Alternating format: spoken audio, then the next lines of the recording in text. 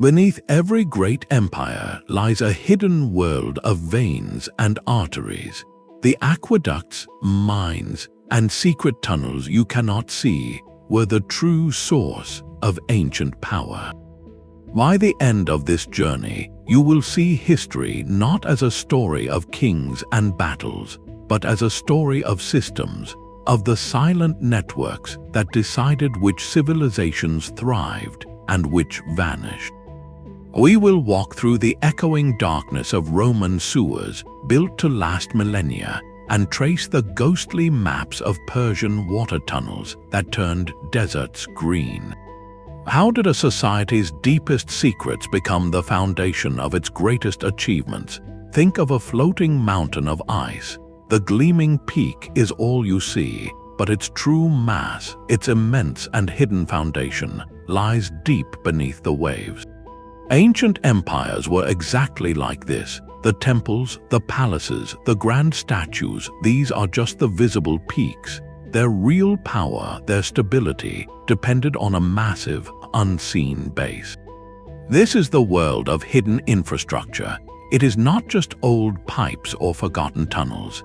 It is a deliberate, engineered world built below the surface, designed for one purpose: to channel the essential lifeblood of civilization. Water, minerals, information, even soldiers, all moved through these concealed arteries. As historian Dr. Alastair Finch observes, to control an empire was to control its veins, the channels of water, ore, and information that flowed beneath the surface. This creates a crucial distinction. Public monuments were for glory, for show, to inspire awe in the citizen and fear in the enemy. But these hidden paths were for function, for survival, and they were often a closely guarded secret. Why hide a water channel? Why bury a road? The reasons are twofold: practical and symbolic. Practically, a hidden aqueduct could keep a city alive during a long siege, a lifeline known only to its defenders. Symbolically, by moving a river through a mountain or creating a spring in a desert, an empire demonstrated its mastery over nature itself, a power that seemed almost divine. This leads to a profound question. What does it mean for a society to pour its greatest wealth, its finest engineering, into works meant to remain unseen? It means they understood that true power is not about what you display, but what you control. And to find where that control was exercised, we must descend from the world of ideas into the physical darkness where they were forged. The Roman solution was not a single miracle, but a web of calculated decisions buried in stone. To truly grasp their achievement, we must follow the water from its source to the city. It began high in the Apennine Mountains, with engineers selecting springs of exceptional purity. From there, the water did not simply flow downhill in a ditch. It embarked on a meticulously controlled descent along a channel with a gradient so slight, often just a few feet per mile, that it required near supernatural precision to survey. They used an instrument called a chorobates, a long, water-leveled table, to trace this imperceptible slope across valleys and hills. Where the land dipped, they built the iconic arcades, those lines of arches marching toward the horizon. But these were only the most photogenic parts of the network. For most of its journey, the aqueduct channel ran underground, shielded from pollution and enemy sabotage, a hidden vein in the earth. Within the city, the water arrived at giant settling tanks where sand and sediment would drop out. Then it flowed into vast distribution cisterns, and from there, through a hierarchy of lead pipes, to public fountains, bathhouses, and the homes of the wealthy. This was a circulatory system for a living metropolis. The engineer Dr. Lena Schmidt puts it plainly: the Romans understood that public health was empire health. Their sewers were as vital as their legions. This brings us to the complementary half of the system, the Cloaca Maxima. It started in the 6th century before the Common Era as an open drainage canal channeling water from the marshy Forum Valley. Over centuries, the Romans enclosed it, transforming it into a monumental brick-vaulted tunnel, a subterranean river flowing right through the city's heart. It was more than plumbing. It was a powerful symbol of Roman order imposing itself on natural chaos, literally burying the messy swamp of the past under a foundation of flawless engineering. The construction itself relied on a revolutionary material, pozzolana concrete, a mix of volcanic ash, lime, and rubble that could set underwater and grow stronger with time. This concrete lined the channels and sealed the tunnels, creating structures that defied centuries. Maintaining this hidden world required its own hidden army, the Aquarii. These were the water commissioners, pipe fitters, and tunnel inspectors, a professional civil service that monitored flow, fixed leaks, and cleared blockages, ensuring the empire's lifeblood never stopped. Their work was protected by strict legal codes that treated the diversion of public water as a serious offense. The result was a capital city of over 1 million people where clean water was abundant and major outbreaks of illness were rare, a staggering feat in the ancient world. Stand before the remaining arches of the Aqua Claudia today, stretching toward Rome like a stone bridge to nowhere, and you are not just looking at ruins. You are seeing the exposed skeleton of an idea, the belief that a civilization's strength is measured by what it builds for the common good, especially the parts no one is meant to see. This Roman model of integrated, monumental infrastructure seems like the ultimate answer. But what if you lived in an empire where water was not a public gift, but a secret so precious it had to be buried and guarded with your life? Rome mastered the art of moving water in plain sight, a testament to its power. But in the vast, sun-scorched plateaus of ancient Persia, water was not a spectacle, it was a secret. Survival here demanded a different kind of genius, one that worked in whispers beneath the sand. Here, the lifeblood of civilization did not flow across towering arches, but through a hidden, subterranean labyrinth known as the Qanat. Picture a desert landscape, barren and shimmering with heat.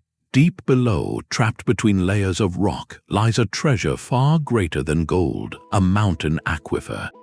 The Persian engineer's challenge was not to bridge a valley, but to coax this water across dozens of miles of desert without a single drop being lost to the relentless sun. Their solution was an act of profound patience and geometry. They began at the foot of a mountain where the water table was closest to the surface and dug a mother well. Once they struck water, the real work began. A team of specialist diggers, the Mucani, would start tunneling backward into the heart of the mountain, carving a gently sloping underground channel. The slope was everything, just steep enough for water to flow by gravity, but shallow enough to prevent erosion.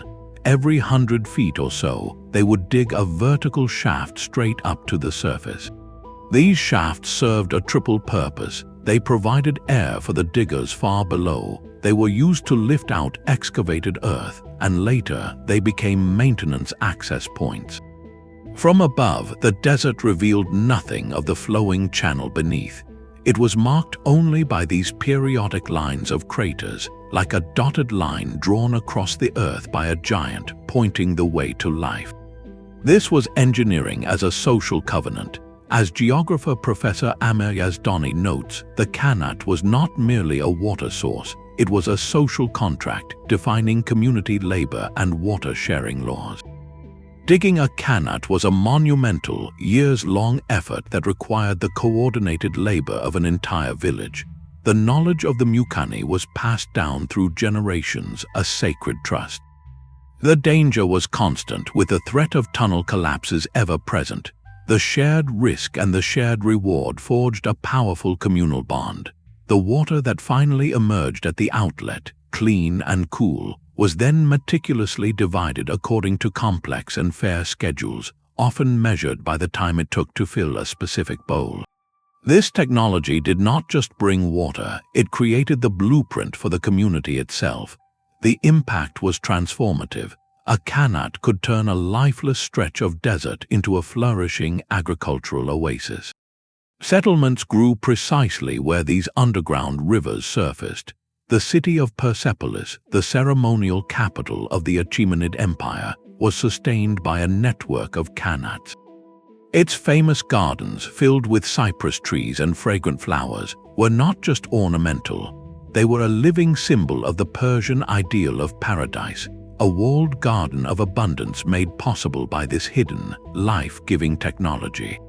It was a declaration that even in the harshest environment, human ingenuity could create Eden. The system was so efficient, so perfectly adapted, that many are still in use today, like those in Gonabad, Iran, which have been flowing continuously for over 2,700 years. This raises a profound question. How does a technology that requires such deep, sustained cooperation shape an empire? The Qanat demanded collective action, shared responsibility, and meticulous fairness. It fostered a model of governance built on local management and intricate law. The empire that rose from these oases, the Achaemenid Empire, was known for its sophisticated administration and respect for local customs. Its strength was woven, in part, from the collaborative spirit required to tap the hidden waters below. The Qanat represents infrastructure as harmony, a sustainable partnership with a fragile environment. But this is only one side of the coin. What happens when an empire's hidden paths are dug not for sustenance, but for pure extraction, for the relentless pursuit of wealth that fuels its ambitions? The next network we must enter is not one of life-giving water, but of deep, dark earth. The Qanat fostered a society built on collaboration and shared resources. But another empire built its hidden paths for a different kind of flow, not of water, but of absolute control. The famous cobblestones of a Roman road are merely the skin. Its true power lay buried in a secret anatomy of stone and order. To understand the Roman road is to excavate it, layer by deliberate layer. The process began not with construction, but with erasure. Engineers and legionary work crews would first dig a wide, flat trench, 3 to 5 feet deep, clearing away all unstable soil until they reached a firm, natural subsoil. This was the first act of Roman will, carving a permanent scar into the landscape. Into this trench they laid the stotumen, a foundation of large, hand-fitted stones.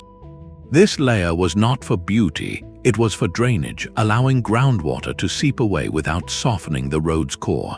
Next came the rudus, a thick pack of smaller rubble and broken pottery bound with clay or lime.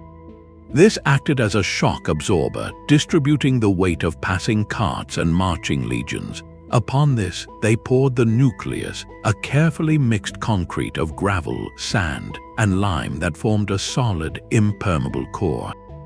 Only then, on this meticulously crafted, hidden pyramid, did they lay the visible surface, the summum dorsum, of tightly interlocking volcanic stone blocks, cambered so rain would run off into drainage ditches flanking the road. Each layer had a precise function, creating a structure that was not just a path, but a machine for efficient travel. Historian Dr. Marcus Bell describes it perfectly. The roads were the empire's nervous system, and their depth and structure were its myelin sheath, speeding signals of power. This hidden engineering enabled astonishing feats. The Via Appia, begun in 312 before the Common Era, was so robustly built that you can walk on original paving stones today, feeling the grooves worn by 2 millennia of traffic. Such straightness across hills and valleys was no accident. It was the product of the groma, a simple but brilliant surveying tool consisting of a vertical staff with a crossbeam from which plumb lines were hung. By sighting along these lines, surveyors could mark perfectly straight alignments for miles, often following the ghostly tracks of older prehistoric pathways, embedding the new empire's order onto ancient routes of movement. But a road is nothing without people to move on it. The Roman state created the Cursus Publicus, an official courier and transportation service. This was the ancient world's internet. Relay stations were built a day's travel apart, where riders could swap tired horses for fresh ones, allowing messages and officials to travel up to 170 miles in a single day. Inns and trading posts sprang up around these way stations, transforming local economies. A town on a major road was connected to the heartbeat of the empire, its markets flooded with goods from 3 continents. This infrastructure did more than move legions and wine, it moved an idea. To travel from Britannia to Syria on a continuous, well-marked, protected road was to experience Romanness itself, a uniform system of law, currency, and identity stamped across the earth. The road's durability, its refusal to fade, made the empire feel eternal. Yet this network of stone, for all its grandeur, was fed by another, far darker and more exhausting web of tunnels. If roads were the empire's veins, then the mines were the brutal capillaries that supplied the lifeblood of its wealth, metal. While the roads above carried the empire's commands, a deeper, darker network fueled its very existence. To find the source of Roman power, you must leave the sunlight behind and descend into the labyrinth. Ancient mines were not simple holes in the ground. They were vast, inverted cities of industry, where the empire's hunger for metal was fed by fire, water, and relentless labor. Consider the silver mines of Laurion near Athens. In the 5th century before the Common Era, these tunnels financed the Athenian navy that defeated the Persians. The wealth was legendary, but extracting it was a feat of subterranean engineering. Miners would use a technique called fire setting, lighting controlled fires against the rock face to heat it, then dousing it with cold water or vinegar to make the stone crack and shatter. The process filled the cramped tunnels with toxic smoke and fumes, a constant danger. To make the depths breathable, engineers designed complex ventilation systems, using connecting shafts to create drafts that would pull fresh air down one passage and force stale air up another. Water was an even greater adversary. In mines like those at Rio Tinto in Spain, the Romans built entire sequences of water-lifting devices. They employed the noria, a large wheel with buckets attached to its rim, powered by the flow of water itself or by treadmills operated by workers. These wheels lifted water from one level to the next in a cascading chain, pumping the mines dry to reach ever deeper veins of copper and silver. The scale was staggering. At Rio Tinto, they did not just dig pits, they carved away entire mountainsides, creating terraced landscapes that are still visible from the air today, a permanent scar of extraction. As archaeologist Dr. Sofia Karas observes, mines were the empire's dark heart, pumping precious metals into its economy. This circulation of ore was tightly controlled. Mining was a state enterprise overseen by imperial procurators. Guards were stationed to prevent theft of the precious metals, and the processed ingots were stamped and shipped under heavy security to mints, where they were transformed into the coins that paid soldiers and taxed provinces. The human dimension of this system casts a long shadow. The labor force was often composed of enslaved individuals, condemned criminals, and prisoners of war. Life expectancy in the mines was tragically short due to the constant threats of tunnel collapse, poor air, and the sheer physical exhaustion of the work. It is a sobering reminder that the gleaming coin, the symbol of Roman order and commerce, was born in a world of profound hardship. This relentless pursuit also reshaped the world above. Smelting the ore required enormous amounts of charcoal, leading to widespread deforestation around major mining districts. The environmental impact was local but severe. Here we confront a difficult question intrinsic to these hidden economies. How does the moral cost of such extraction, the reliance on forced labor, and the consumption of landscapes come to define an empire's legacy? The metals pulled from these depths built temples and funded armies, but they also wove a dependency on a system of profound inequality. The empire's visible glory was underwritten by an invisible world of toil. And just as these hidden tunnels moved the wealth that sustained empires, Other concealed passages were designed to move something even more decisive: soldiers in the dead of night, turning the tide of war not with open battle, but with a surprise from below. The gleaming coin was forged in darkness, but the tunnel itself could become a weapon. When armies met at the walls of a great city, the most decisive conflict often unfolded in total silence, in the dirt far below the feet of the soldiers. This was the realm of military mining, a brutal chess game played in 3 dimensions, where victory went to those who could best navigate the black. The objective was deceptively simple. Attackers would dig a tunnel from their siege lines directly beneath a city's fortified wall. Once there, they would hollow out a large chamber, support it with wooden props, and then set the whole thing ablaze. As the timbers burned away, the foundation above would collapse, creating a breach in the defenses. It was engineering as applied demolition, but defenders were not passive. They would dig their own tunnels, called countermines, listening intently for the telltale sounds of picks and shovels. Their goal was to intercept the enemy tunnel and break through into it, leading to horrifying close-quarter combat in a space no wider than a hallway, or to collapse the attacker's passage before it reached its target.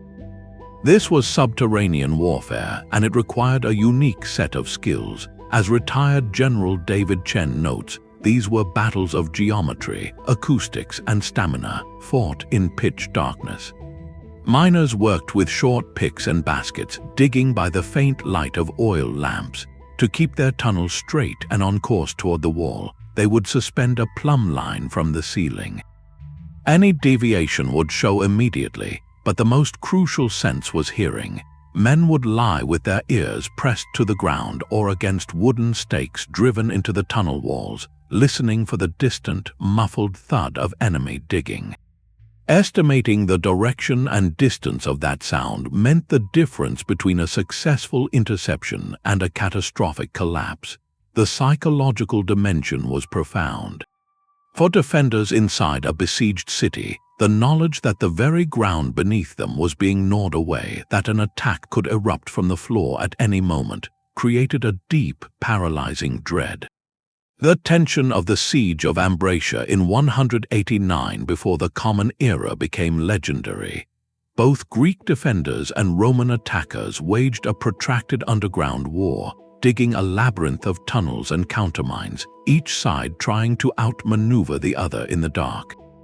Centuries later, during the Ottoman siege of Constantinople in 1453, the defenders faced repeated mining attempts. The Byzantine engineers, led by a specialist named Johannes Grant, were experts in countermining. They would locate the Ottoman tunnels by sound and then dig to meet them, often flooding the enemy passages with noxious smoke or engaging in vicious hand-to-hand fighting underground. In some accounts, they even used a primitive form of Greek fire in the tunnels, a terrifying weapon in such a confined space. This hidden warfare forces us to reconsider famous battles. The story is not just of armies clashing on a field, but of sappers dying in the mud under a wall, of engineers listening in the dark, of a victory decided not by the strongest sword arm, but by the most patient ear. It reveals that the greatest fortifications could be defeated from within, from the very earth they were built upon. But if tunnels could carry soldiers to breach walls, could they also carry something more subtle, something that could bind an empire not through force but through knowledge? While soldiers clashed in tunnels below the walls, another kind of messenger moved swiftly and silently above ground. Information was the empire's true nervous system, and its most vital pathways were often the ones you could not see. Beyond the public roads and official couriers lay a shadow world of clandestine routes and coded whispers, a hidden layer designed not for trade but for truth. The Persian Royal Road is famous for its efficiency, a highway over 1,600 miles long with way stations for fresh horses. But this visible network supported a far more secretive operation known as the King's Eyes and Ears. These were royal inspectors and intelligence agents who traveled incognito, disguised as merchants, pilgrims, or simple travelers. Their mission was to listen, to observe provincial governors, to gauge the loyalty of distant satrapies, and to report directly back to the king. The public road provided their cover and their speed, but their work existed in the spaces between its official purpose. As historian Dr. Elena Vance notes, information was the ultimate currency, and the paths it traveled were often deliberately obscured from public view. This need for secrecy gave rise to ingenious methods of concealment. A Roman agent might carry a message etched on a thin wooden tablet, then covered with a fresh layer of wax that bore an innocent shopping list or a bland letter. To the casual inspector, it was just a reusable notepad. Only the intended recipient, knowing to melt the wax, would discover the urgent report hidden beneath. In Mesopotamia, scribes sometimes used ciphers, substituting one symbol for another according to a prearranged key pressed into the clay before it hardened. The message was secure because its meaning was locked away, separate from its physical form. Speed was as critical as secrecy. The Inca Empire, without the wheel or horses, mastered high-speed communication across the Andes with the Chasqui system. These were relay runners, highly trained and incredibly fit, stationed in small stone huts called tambos along the royal road. A runner would carry a verbal message or a set of knotted cords called a quipu, sprint a distance of about 1.5 miles to the next post, and shout the message to the fresh runner waiting there. In this way, a message could travel up to 150 miles in a single day, traversing some of the most rugged terrain on Earth. The system was so effective it bound the empire together in real time, allowing the Inca in Cusco to know about events happening hundreds of miles away with astonishing speed. Even nature's messengers were recruited. Homing pigeons, with their innate ability to find their loft from vast distances, were used for centuries from ancient Mesopotamia to the Roman world. A tiny scroll of papyrus or parchment would be attached to the bird's leg, carrying stock prices, news of chariot race victories, or, in times of conflict, vital military intelligence. The path the pigeon flew was invisible and untraceable, a straight line through the sky known only to the bird itself. This entire hidden world of communication forces a compelling question. In an age before digital encryption, how did the physical secrecy of a path ensure the security of a message? The answer lies in layers of deception and trusted human links. A message hidden in a cart's false bottom was safe because the cart itself was unremarkable. A coded clay tablet was safe because it looked like any other piece of administrative record-keeping. The Chasqui runner was secure because his speed made him impossible to catch, and the message died with him if he was intercepted.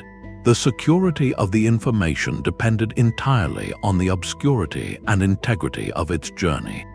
This relentless need to protect precious things, whether secrets or sovereigns, logically led empires to engineer not just hidden paths, but entire hidden worlds, spaces of absolute sanctuary carved from rock and earth.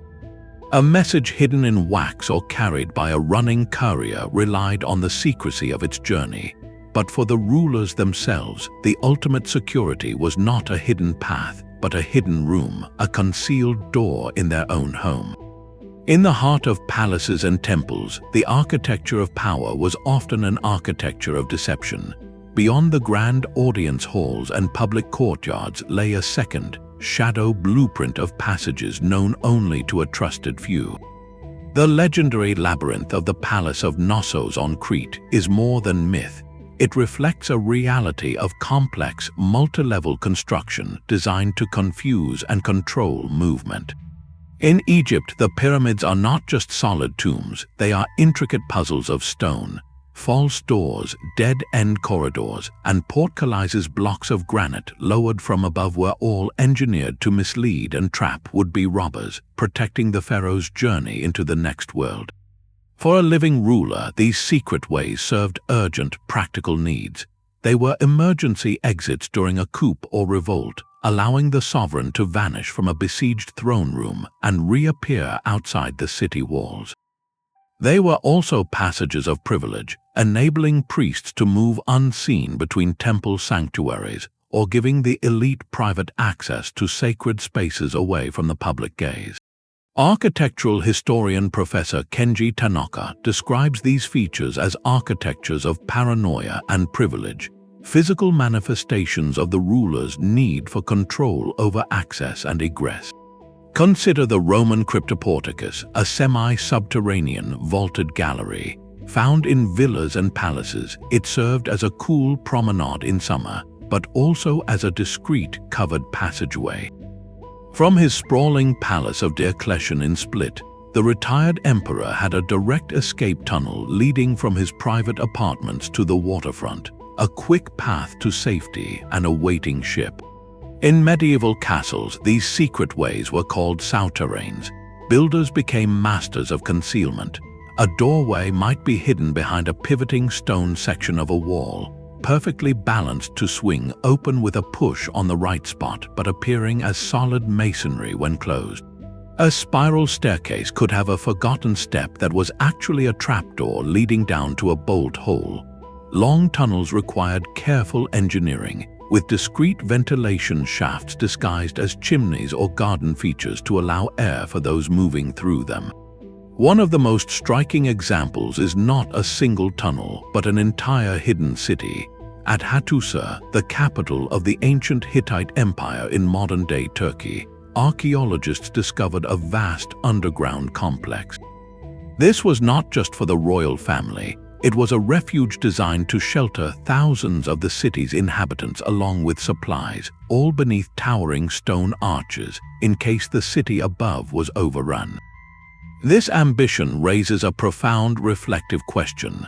How does the architecture of secrecy reinforce or undermine the perceived legitimacy of power? On one hand, hidden passages project an aura of mystery and omniscience, making the ruler seem untouchable, able to appear or disappear at will. It reinforces control, yet the very need for such elaborate hidden exits also speaks to a deep vulnerability, a fear of one's own people. It can suggest a power that is isolated and defensive, building walls within its own walls. While some of these hidden paths were built to protect the living in moments of crisis, others were designed for a very different kind of passage, one meant to be final, guiding not a fleeing king, but a departed soul into eternity. A hidden doorway in a palace offered escape for the living, but other doors were meant to open only once for a final, sacred passage. Beneath the bustling streets and beyond the city walls, ancient societies built entire silent cities, mirroring the world above in every detail but one. These were the Necropolises, the cities of the dead, and their construction required an infrastructure as deliberate and engineered as any aqueduct or road. Archaeologist Dr. Maria Rossi observes, the path to the afterlife required a physical infrastructure as complex as that for the living. To walk through the Roman catacombs is to navigate a shadow metropolis. Early Christian communities, seeking a secure and respectful place for burial away from persecution, began excavating networks of tunnels in the soft, volcanic tufa rock outside Rome. This was not haphazard digging. It was a careful communal project. Teams of specialized diggers called fossors would carve out long, narrow corridors, creating multi-level galleries connected by steep staircases. Along the walls, they cut thousands of rectangular niches known as loculi. Each loculus was a shelf tomb, sealed with a slab of marble or terracotta, often inscribed with the name of the individual and symbols of faith. For wealthier families, larger chambers called cubicula were carved, serving as private family tombs adorned with frescoes depicting scenes of salvation and peace.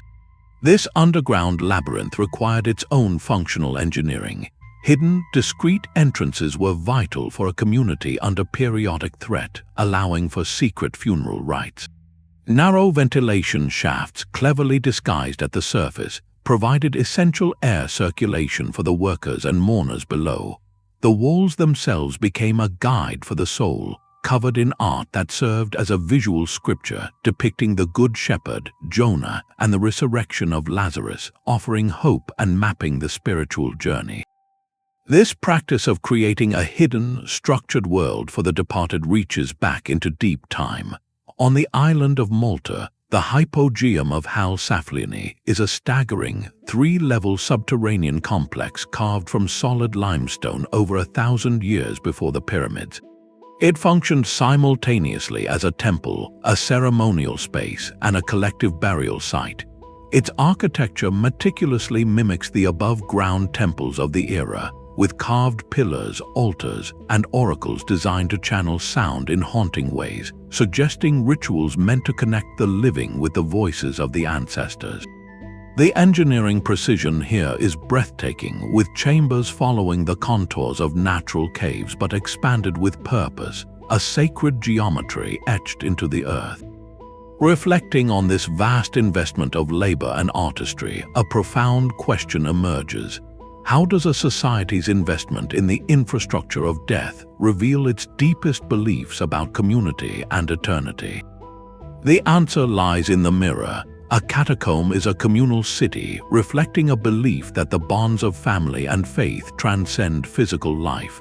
The careful organization, the shared spaces, the collective artwork, all point to a society that saw itself as an unbroken chain linking past, present, and future.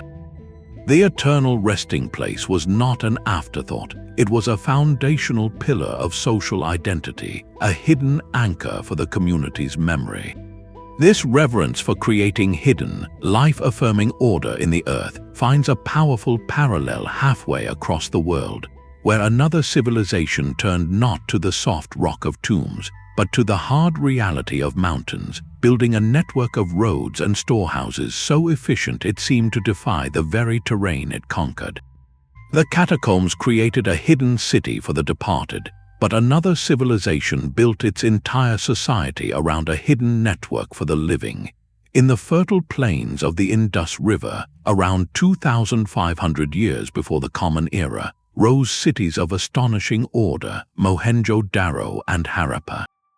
Their genius was not expressed in towering pyramids or gilded temples, but in something far more revolutionary, a standardized city-wide grid of sanitation. Almost every house, from the smallest dwelling to the larger structures, had its own dedicated water well and a bathroom floor sloped toward a drain. These individual drains fed into a network of covered, baked brick sewers that ran beneath the streets, a hidden circulatory system of stunning complexity. As urban planner Dr. Sanjay Mehta highlights, the uniformity of their brickwork and the coverage of their drainage suggest a civic ideology where public health was a collective right. This was not a luxury for the elite, it was a foundational principle of urban life, woven into the very fabric of the city. The technical details reveal a pragmatic mastery. The main drains were wide enough for a person to walk through for maintenance, covered with heavy brick or stone slabs to contain odors and debris. At regular intervals, these drains featured settling pits where heavier waste would drop out, allowing cleaner water to continue flowing. The bricks themselves were fired to a standardized ratio, strong and waterproof, and the builders used corbelled arches where each course of brick slightly overlapped the one below to create stable underground channels. The wells were equally sophisticated, lined with specially designed wedge-shaped bricks that formed a perfect circle, preventing the surrounding earth from collapsing in and contaminating the water supply. At the heart of Mohenjo-Daro sits one of its few large, monumental structures, the Great Bath. This was a large, waterproofed brick tank fed by water from a nearby well and drained by an equally large outlet. Its precise purpose remains a mystery, but most scholars believe it served a ritual or ceremonial function, a place for communal purification. This focus leads to the civilization's most intriguing puzzle. Where are the palaces? Where are the giant temples or statues glorifying kings and gods? The Indus Valley cities lack the obvious, towering symbols of concentrated power seen in Egypt or Mesopotamia. Instead, the greatest investment, the most consistent engineering effort, appears to have been in this hidden, egalitarian grid of water and waste. The infrastructure itself was the monument.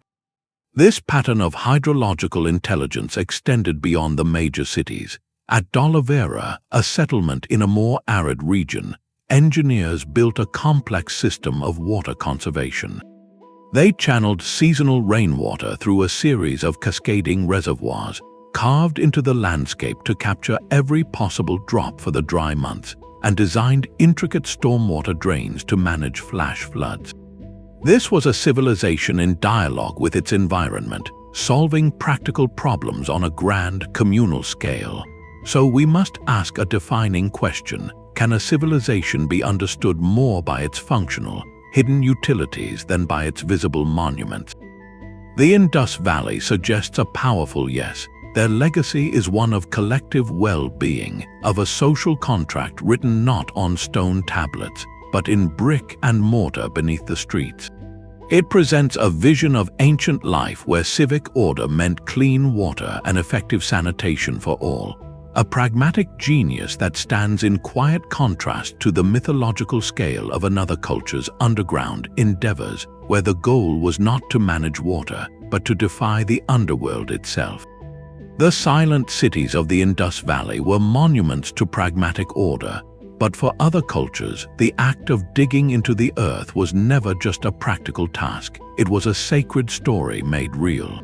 Ancient myths did more than entertain. They provided a conceptual framework for the most ambitious engineering projects, turning soil and stone into a landscape of meaning.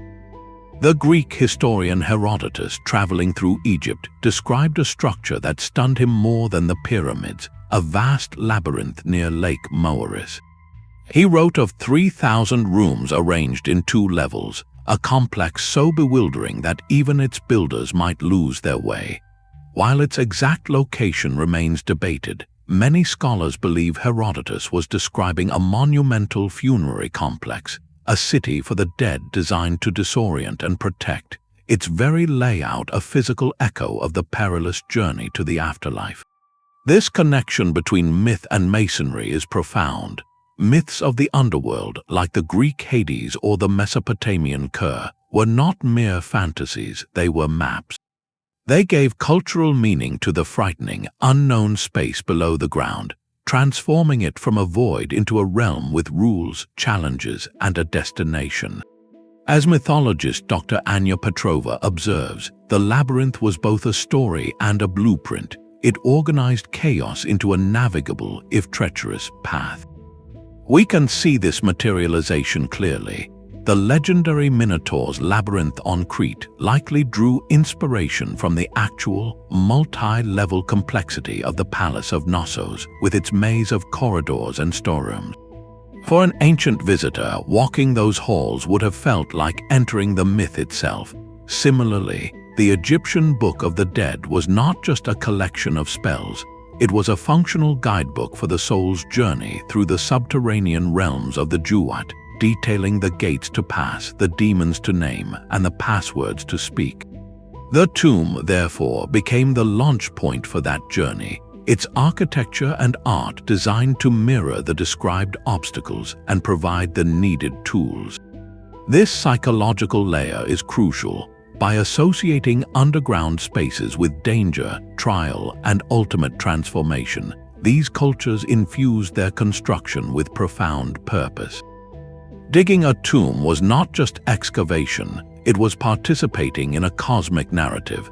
Consider the dromos, the long, deep entrance passage leading into the beehive-shaped tholos tombs of Mycenae, like the famous treasury of Atreus.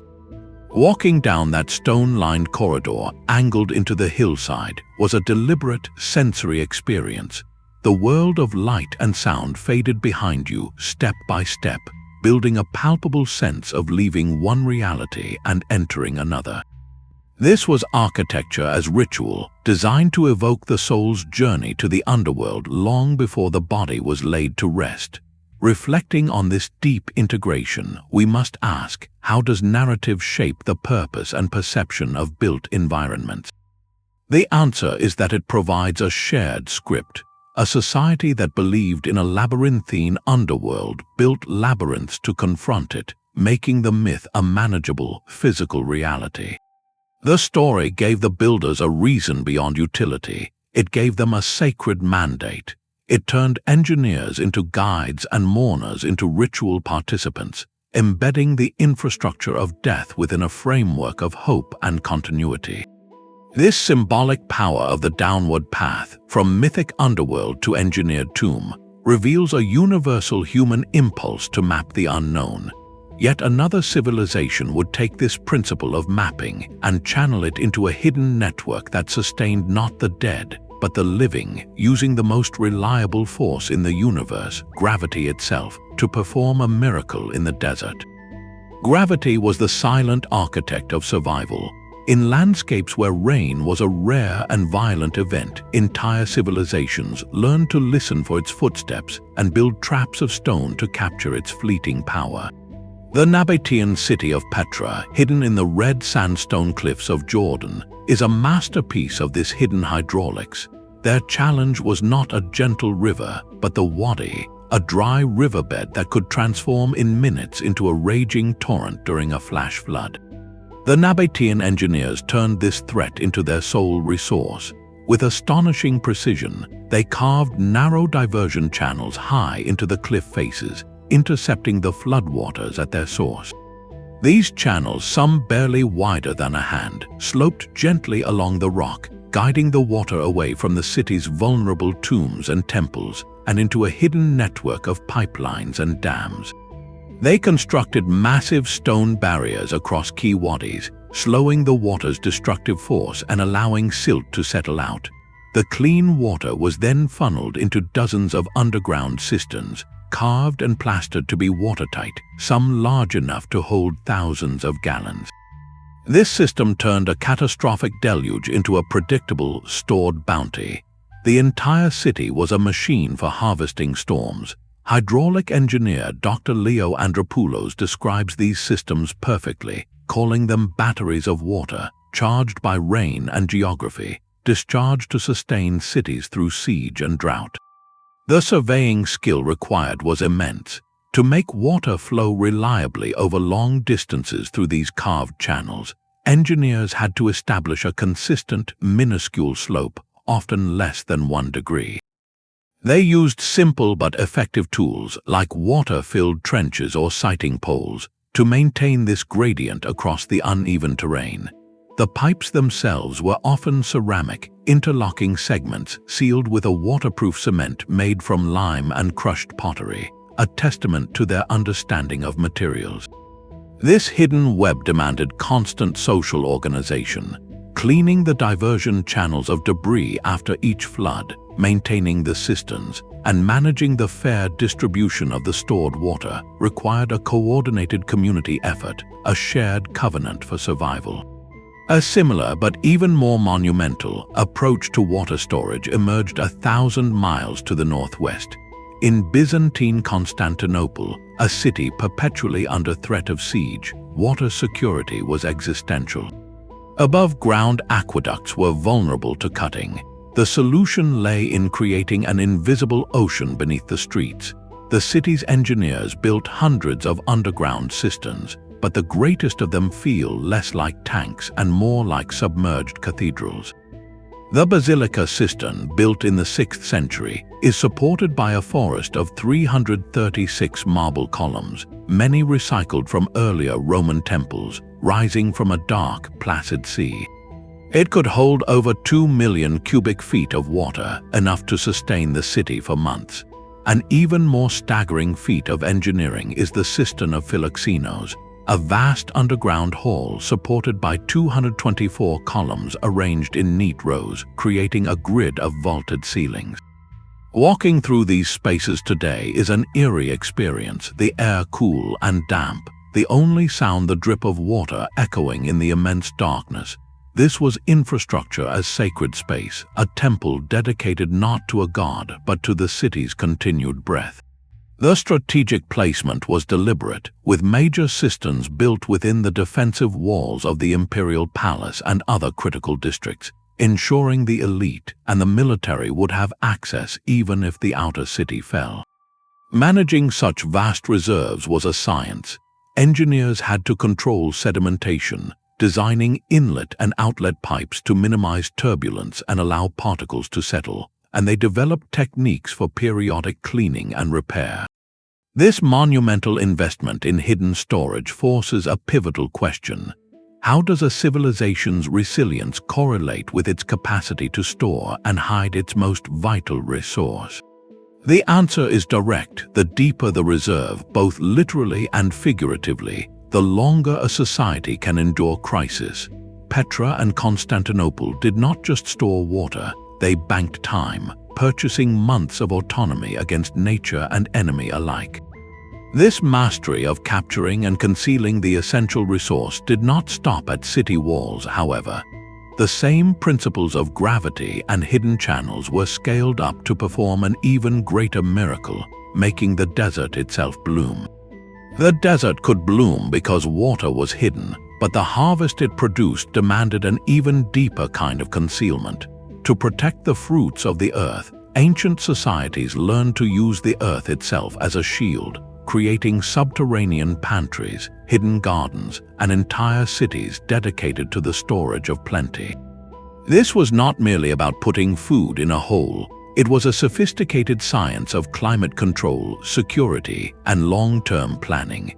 Agronomist Dr. Fatima Al-Hassan observes, going underground was a climate control technology, protecting surplus from rot and theft, which was the basis of economic and political power. The principle was elegantly simple. A few feet below the surface, the temperature remains remarkably stable, insulated from the scorching heat of summer and the freezing cold of winter. This constant, cool environment was perfect for preserving grains, legumes, and dried fruits for years, not just seasons. The technologies developed to harness this stability were as varied as the cultures that built them. In many early agricultural societies across Europe and Asia, people dug bell-shaped storage pits. These were not simple holes but carefully engineered chambers. They would excavate a narrow opening that widened into a bulb-like interior, often lining the walls with clay, straw, or woven basketry to protect the contents from moisture and pests. The narrow neck would then be sealed with a stone slab or a plug of clay and straw, creating an airtight environment that could keep grain viable for several years. This was food security at the household level, a family's private bank of survival. But some communities scaled this principle to an astonishing degree. The ancestral Pueblones of the American Southwest built intricate granaries high in cliff faces, using natural alcoves or carving out spaces in the soft sandstone. They constructed small masonry rooms with tightly fitted stone doors. Placing them high on a cliff face served multiple purposes. It protected the precious maize and squash seeds from rodents. It kept them dry in a ventilated space, and it placed them under a form of symbolic and physical protection, visible yet inaccessible without great effort.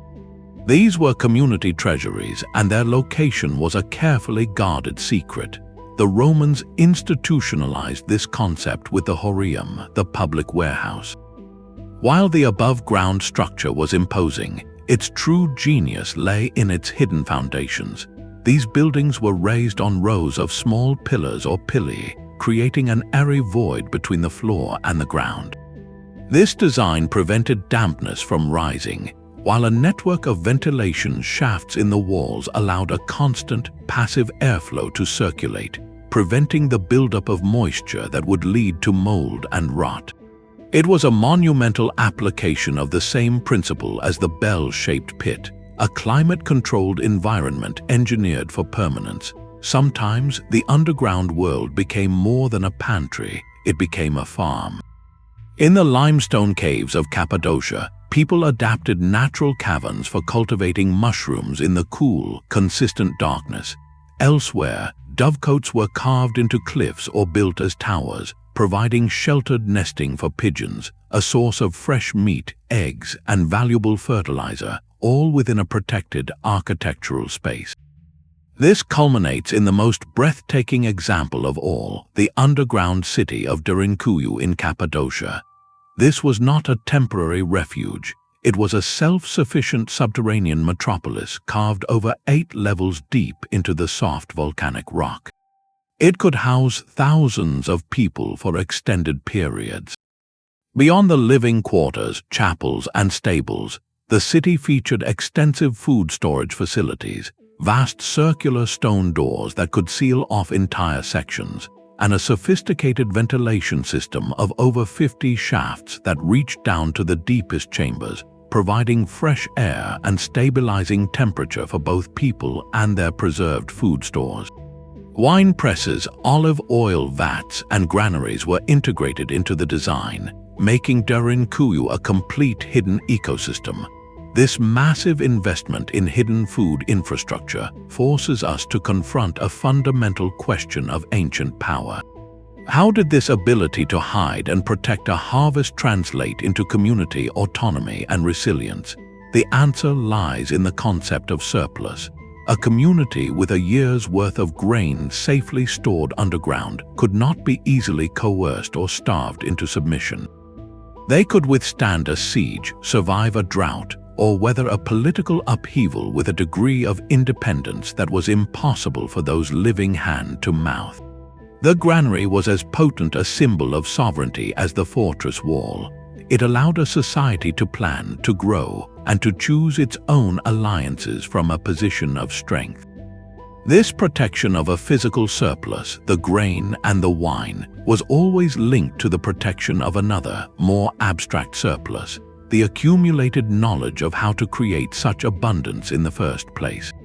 And that knowledge, the most precious harvest of all, required its own kind of hidden vault, one built not for seeds but for stories.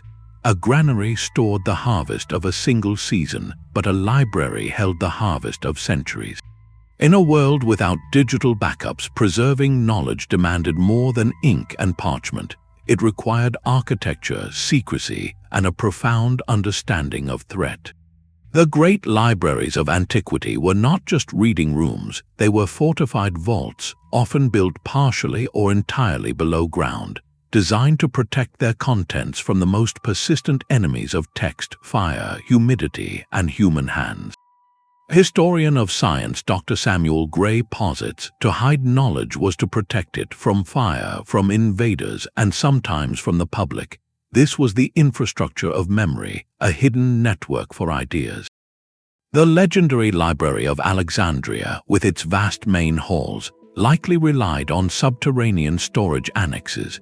The cool, stable environment below ground was ideal for controlling the humidity that could destroy papyrus scrolls, a practical measure to safeguard the collected wisdom of the known world. But other repositories took concealment further. In the heart of the Assyrian capital of Nineveh, King Ashurbanipal assembled a library of over 30,000 cuneiform tablets. This was not a public institution, it was a royal archive, a tool of statecraft.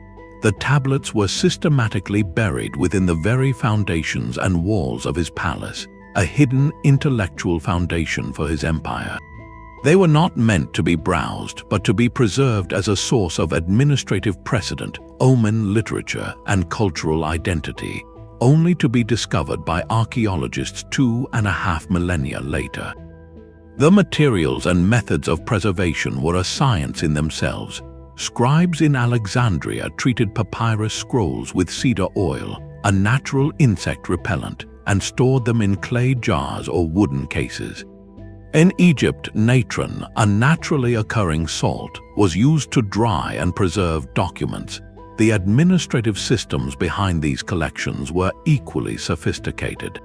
The Library of Alexandria employed a chief librarian and a staff of scholars who devised early cataloging systems, organizing scrolls by author and subject, and even creating a massive bibliography known as the Pinax, which attempted to catalog all of Greek literature.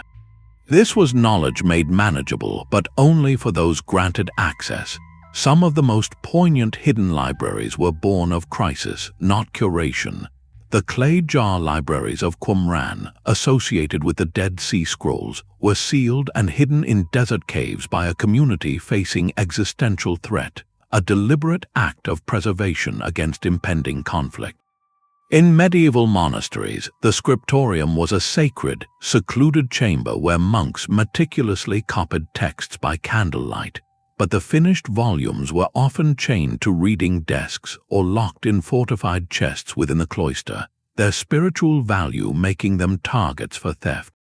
A different practice emerged in Jewish communities with the Geniza, a sealed storage room, often in a synagogue attic, for depositing worn-out Hebrew texts that could not be destroyed due to their sacred nature. These forgotten archives, like the famous Cairo Geniza, accidentally preserved a millennium of everyday documents, letters, and contracts, offering an unparalleled window into medieval life. Perhaps the most dramatic example is the Villa of the Papyri in Herculaneum. When Mount Vesuvius erupted, the villa was buried under a pyroclastic flow of superheated gas and ash. This catastrophic event carbonized its extensive library of papyrus scrolls, baking them into hard, blackened lumps. Ironically, the very force that destroyed the town also fossilized the library, preserving it in a sealed, airtight tomb for 1,700 years. Modern imaging techniques are now slowly unlocking their secrets, reading words written in the 1st century before the Common Era. This history of concealed knowledge invites a difficult but essential question.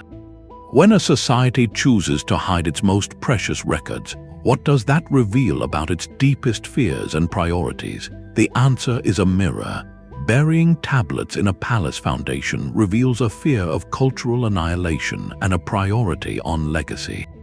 Sealing scrolls in desert jars reveals a fear of persecution and a priority on preserving faith. Locking books in a monastery reveals a fear of loss and a priority on controlling sacred narrative. In each case, the act of concealment is a profound statement of value, a declaration that these words are worth more than gold, worth the immense effort to hide them from a dangerous world. This meticulous protection of abstract value, of contracts, scriptures, and poems, finds a direct parallel in the physical world of commerce, where another form of precious cargo demanded its own network of hidden paths, not through desert caves, but across the silent expanse of the sea. Ledgers recorded the flow of sanctioned goods, but another, deeper current always moved in the shadows. Parallel to the Grand Silk Road and the official Amber Road, a hidden web of trails carried a different kind of commerce, one that avoided imperial eyes and tax collectors. These were the smuggling paths, the arteries of a shadow economy that operated just beyond the reach of kings and customs houses. As economic historian Dr. Victor Orlov notes, the informal economy has always run like an underground river beneath the formal one, shaping empires in ways ledgers never recorded. This clandestine trade dealt in goods that were either too heavily taxed, outright forbidden, or simply more profitable when moved in secret. Salt, a vital commodity for preserving food, was often a state monopoly, making illegal salt routes a lucrative rebellion. Silks and spices destined for elite markets could evade crushing tariffs. Religious icons, banned texts, or ceremonial artifacts might be smuggled by persecuted communities. And tragically, this shadow network also facilitated the trade in human beings, a grim commerce that exploited hidden paths to avoid scrutiny. The methods of these covert traders were ingenious. Caravans featured wagons with false bottoms and compartments hollowed out within loads of legitimate goods.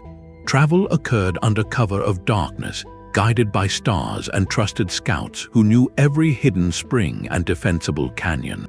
Success often depended on the careful bribing of border guards and port officials, weaving complicity into the very fabric of imperial enforcement.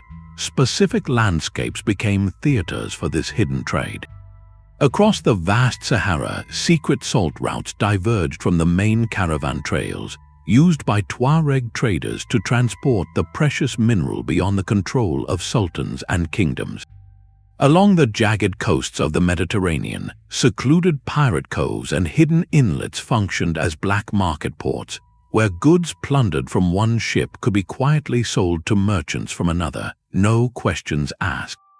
In the mountainous frontiers of the Roman Empire, narrow goat trails and forgotten forest tracks allowed traders to circumvent the official customs posts, the portoria, where duties were collected. These paths required guides with an intimate, secret knowledge of the land, turning geography itself into a tool of evasion. Perhaps no example illustrates the lasting impact of these shadow routes better than the Caminho do Contrabando in South America. Originally a network of trails used by smugglers moving goods between Spanish and Portuguese territories, avoiding colonial taxes, these paths were so well established and efficient that they later formed the basis for formal roads and trade routes after independence. The illegal pathway became the foundation for legal infrastructure. This reality prompts a complex question. How did this pervasive illicit trade, which clearly undermined imperial authority and revenue, also paradoxically sustain those same economies? The answer lies in complementarity. The black market often supplied goods and luxuries that the formal economy could not efficiently provide to remote regions or demand segments, effectively filling gaps. It could stabilize communities by providing access to essentials like salt during times of oppressive taxation. Furthermore, the vast profits generated could, through layered transactions and bribes, eventually filter back into the official economy, greasing the wheels of a cumbersome bureaucracy. This constant, hidden movement of valuable goods required not just secrecy, but also protection. The need to guard illicit cargo from bandits and rival gangs led to the creation of another layer of hidden infrastructure, not of movement but of defense. A smuggler's path required more than secrecy, it demanded a place to vanish. When the threat of bandits or rival gangs loomed, the landscape itself became an ally, transformed into a fortress designed not to dominate the horizon, but to disappear into it. The best defense was often to disappear, to make your stronghold part of the landscape itself, observes military archaeologist Dr. Fiona Campbell. This philosophy of hidden defense created a category of architecture that prioritized camouflage and psychological advantage over imposing spectacle. In the windswept islands and glens of Iron Age Scotland, the Broch stands as a masterclass in this principle.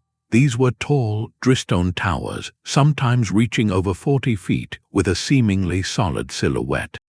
But their true genius was hidden within the thickness of their walls. The Broch was not a solid pillar of rock, it was a hollow shell. Between its inner and outer stone skins, a narrow, dark staircase spiraled upward, and small chambers were built into the wall itself. From a distance, it looked like a simple, sturdy watchtower. To an attacker who breached the low, single entrance, however, it revealed a labyrinthine vertical maze. Defenders could retreat inward and upward, firing from slits or dropping stones through gaps, turning the very structure of their home into a series of deadly, confusing traps.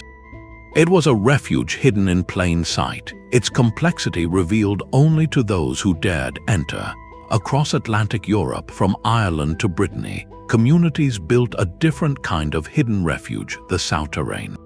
These were not homes but emergency shelters, dug deep into the earth, often beneath existing settlements. They were long, stone-lined underground galleries, sometimes branching into small chambers. Their entrances were cunningly concealed, perhaps under the hearthstone of a chieftain's house or hidden by a movable slab in a livestock pen.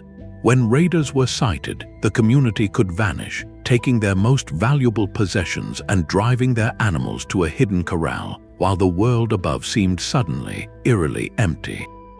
The raiders would find a village of abandoned huts, with no people to capture and no easy loot to seize, the wealth and the population having melted into the ground. The construction of such hidden strongholds was an art of illusion. builders used turf and earth to camouflage stone walls, making a new fortification look like an old, grassy hillock.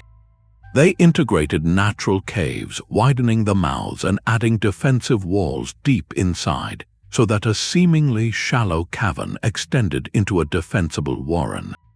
This principle of terrain as architecture reached its zenith in other parts of the world. The Maori Pa fortifications of New Zealand were not simple stockades. They were elaborate, terraced complexes built on volcanic hills or headlands. The visible palisades were just the tip of the defense. Behind them, attackers would face a nightmarish network of deep, zigzagging trenches that broke up charges and funneled enemies into killing zones. Beneath the terraces, hidden food stores and water sources allowed defenders to withstand a long siege, while concealed tunnels and sally ports enabled surprise counterattacks. Similarly, the cliff dwellings of the American Southwest, like those at Mesa Verde, were chosen for their invisibility. Built high in sheer canyon walls, under the protection of massive rock overhangs, they were virtually undetectable from the plateau above and incredibly difficult to assault from below. Their access was via narrow hand- and toe-hold trails that could be easily defended or dismantled. At the fortress of Masada in Judea, the rock plateau itself was the primary defense, but its endurance relied on hidden infrastructure. The builders carved vast, bell-shaped cisterns into the cliffside to capture seasonal rainwater and built secret storehouses within the palace complex. The Roman siege ramp, still visible today, is a testament to the fortress's formidable visible defense, but it was the hidden reserves of food and water that allowed the defenders to hold out for so long against the empire's might. This history forces a tactical question in warfare: is invisibility a greater advantage than sheer mass? The answer often depends on the goal. A towering castle projects power and controls territory, but it is also a fixed, expensive target.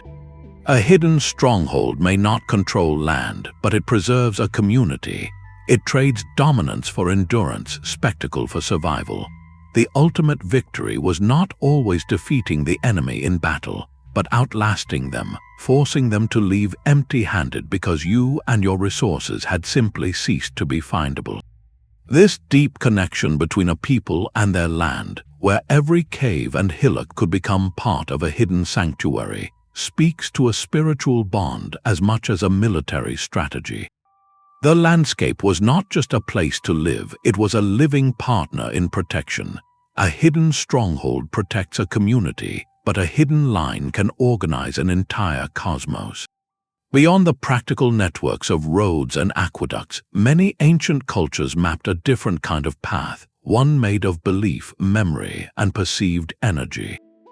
They saw the landscape not just as soil and stone, but as a living body crisscrossed with spiritual currents. In China, the practice of feng shui identified dragon lines, invisible channels of vital force or qi that flowed through the earth.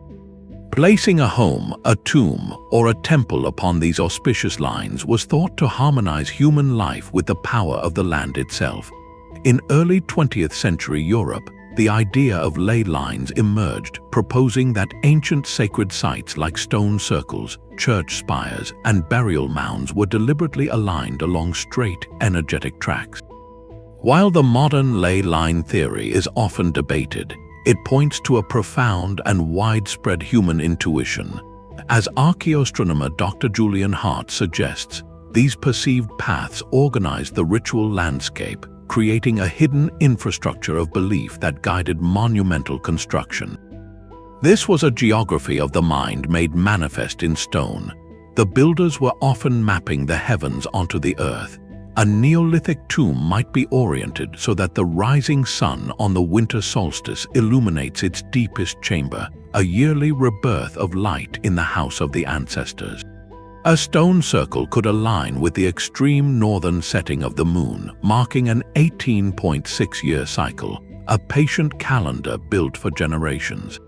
A temple might be sited directly in line with a distant, distinctive mountain peak, tethering the human realm to a powerful, permanent feature of the natural world. This created an invisible grid of meaning, a celestial and terrestrial blueprint. We see this clearly in the Ceque system of the Inca. From the Coricancha, the temple of the sun in the heart of Cusco, 41 straight lines or ceques radiated out into the empire like spokes on a wheel. Along each line were arranged hundreds of sacred shrines or huacas, which could be a spring, a cave, or a strangely shaped stone. This system was not merely religious, it was a masterful socio-political map. The lines divided the city into districts, and the maintenance of the shrines along each ceque was the duty of specific noble families, weaving ritual responsibility directly into the fabric of imperial administration. It was a hidden infrastructure of both belief and control. In the Boyne Valley of Ireland, the great passage tombs of Newgrange, Noath, and Douth are not randomly placed. They form a deliberate cluster, and their entrances are precisely aligned with solar events. Newgrange is famous for the winter solstice sunrise, but Noath's passages capture the equinox light. Together, they create a collective, landscape-wide observatory, a permanent conversation with the sky.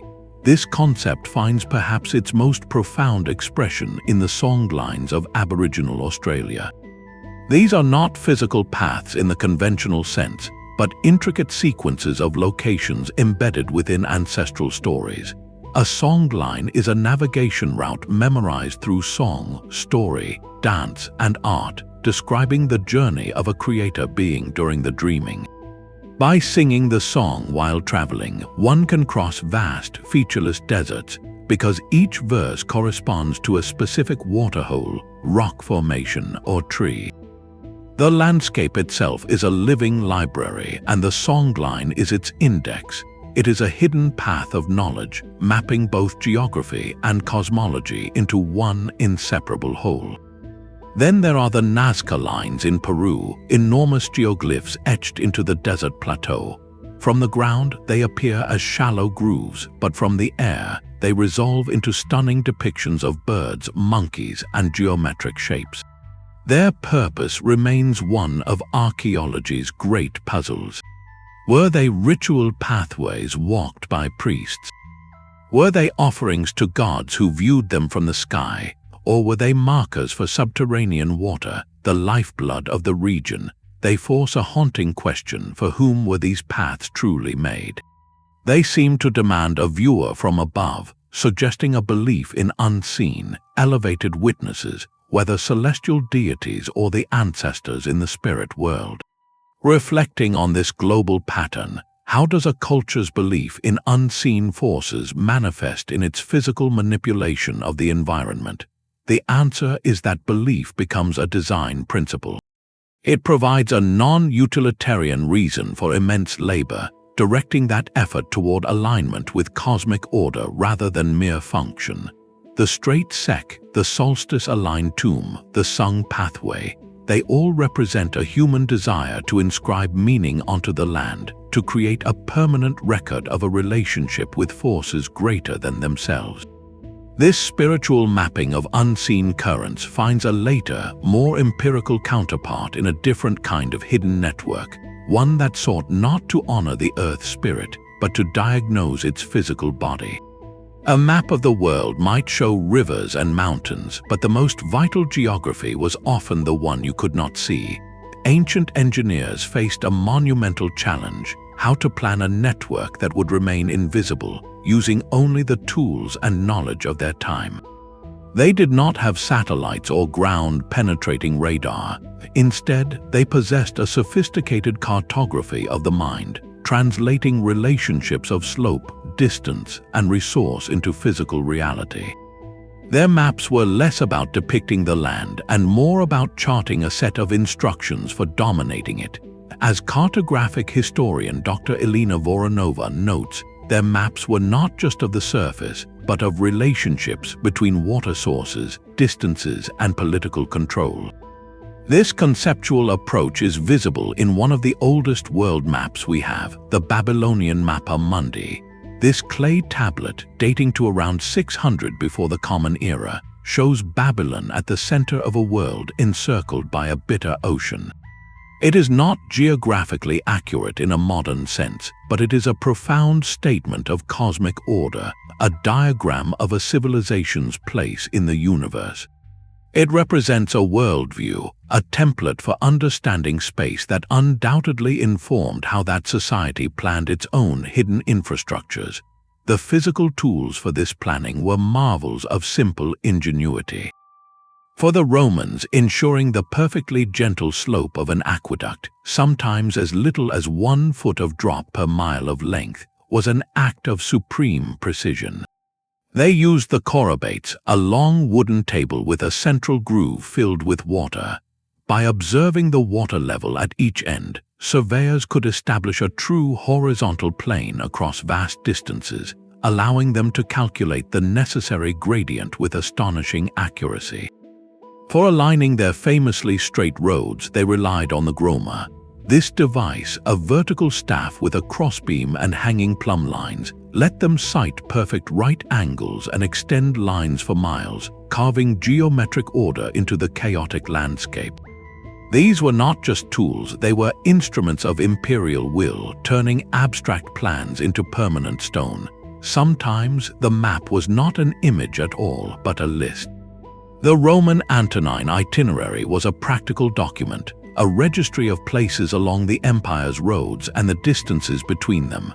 It was a text-based network diagram, a logistical guide for moving troops, officials, and goods efficiently. Its medieval descendant, the Peutingers table, takes this further.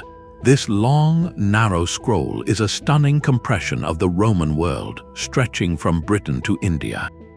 It wildly distorts landforms, making Italy long and thin, and the Mediterranean a mere ribbon. But its purpose was not topographic realism, it was connectivity.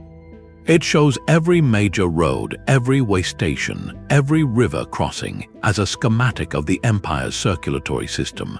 To read it is to understand how Rome saw its own power as a web of nodes and links, a hidden infrastructure of movement made visible. The most demanding cartography, however, happened entirely in the imagination before a single shovel struck earth. Planning a Persian Qanat was a feat of subterranean prophecy. Engineers had to locate a mountain aquifer, then mentally chart a tunnel's path for miles through solid rock, maintaining that critical, gentle slope all the way to the distant settlement where the water would emerge. They had no X-ray vision to see the water table. Instead, they read the surface for clues, the types of vegetation, the lie of the land, and generations of accumulated experience. They used a series of vertical test shafts to probe the depth of the water, building a mental three-dimensional map from scattered data points. The final plan existed as a shared vision among the master diggers, a hidden blueprint carried in memory and tradition. This invites a pivotal question. How does the method of mapping shape what a society considers important enough to record? The answer reveals priorities. The Roman itineraries recorded travel time and official stops, reflecting an empire obsessed with administration and control. The schematic Peutingers table prioritized routes over realistic geography, highlighting the primacy of connection itself. The knowledge required to map and build a Qanat or an aqueduct was not public information. It was a guarded secret, a specialized expertise that conferred immense power. This knowledge was often concentrated in specific locations, like a guild's workshop or a royal archive, becoming itself a kind of hidden infrastructure, a vault of applied intelligence. The map was never neutral, it was always an argument, a statement about what mattered. And as these hidden networks of stone and water grew more complex, the knowledge to maintain them became its own labyrinth, requiring a new kind of guide, not a surveyor, but a keeper of secrets. The map was a secret, but the ability to draw it was an even deeper mystery. The knowledge to bend rivers and carve mountains was never common property. It resided in guarded workshops, whispered initiations, and the calloused hands of masters who treated their craft as a sacred trust. This was the human infrastructure behind the physical one, a hidden network of minds. As historian of technology, Dr. Rajiv Malhotra observes, technical knowledge was capital, and its circulation was restricted to maintain the authority and market value of the experts. To become an architect of the hidden world was to enter a closed society. In Rome, this meant the Collegium, a formal guild of architects and engineers. Membership was a privilege. A young man would enter as an apprentice, learning not from books but by following his master to a construction site. He would mix mortar, check the plumb line, and slowly, over years, absorb the principles of load and stress, of hydraulic gradient and material strength. The core texts, like Vitruvius's De Architectura, existed, but they were frameworks, not detailed manuals. The true secrets, the tricks for setting foundation piles in muddy riverbeds, or the exact recipe for a concrete that could set underwater, were trade secrets passed from master to chosen successor. This knowledge conferred immense social power. A skilled Roman engineer could rise to high equestrian rank, advising emperors. His expertise was a form of currency as valuable as the gold it helped extract from mines. In Egypt, the sanctity of construction was even more profound. Building a temple or a pyramid was not an engineering project, it was a divine act. The overseers were often high priests, and the master craftsmen belonged to what scholars call mystery cults of construction. The precise methods for aligning a monument to the stars, the rituals for consecrating a cornerstone, and the geometric secrets for maintaining perfect proportions were guarded with a religious fervor. They were transmitted orally during initiations and through symbolic teaching tools. The use of mathematics was not abstract, it was practical and sacred. We see evidence that the pyramid builders used a sophisticated understanding of the number pi, not as a theoretical constant, but as a built relationship between a circle's circumference and its diameter, applied in the precise slopes and chambers of the Great Pyramid. Their measuring ropes knotted at sacred intervals and their sighting tools for the stars were the hardware of a celestial blueprint. In Persia, the life-giving technology of the Qanat was protected by the master Mukani families. This was a hereditary craft, a dynasty of diggers. A father would teach his son how to listen to the earth, to judge the quality of rock by the sound of a pick, to sense the nearness of water by the dampness in the air of a tunnel. There were no written surveys. The map of the aquifer and the sloping path of the tunnel existed in the collective memory and embodied skill of the digging team. To share this knowledge outside the family or guild was to devalue it, to risk losing the community's reliance on your unique, essential service. This pattern of secrecy had a double edge. On one hand, it ensured quality control and preserved hard-won techniques across generations. It created a class of revered experts whose work enabled civilization's greatest leaps. The Byzantine Mechanicos, for instance, was a master of both geometry and warfare. He could calculate the trajectory of a catapult, design a floating bridge, or plot a countermine tunnel, applying guarded principles of physics and mechanics to the art of siege. His knowledge was a direct instrument of imperial survival. Yet this monopolization also carried a profound risk. When knowledge is locked away in closed circles, it becomes fragile.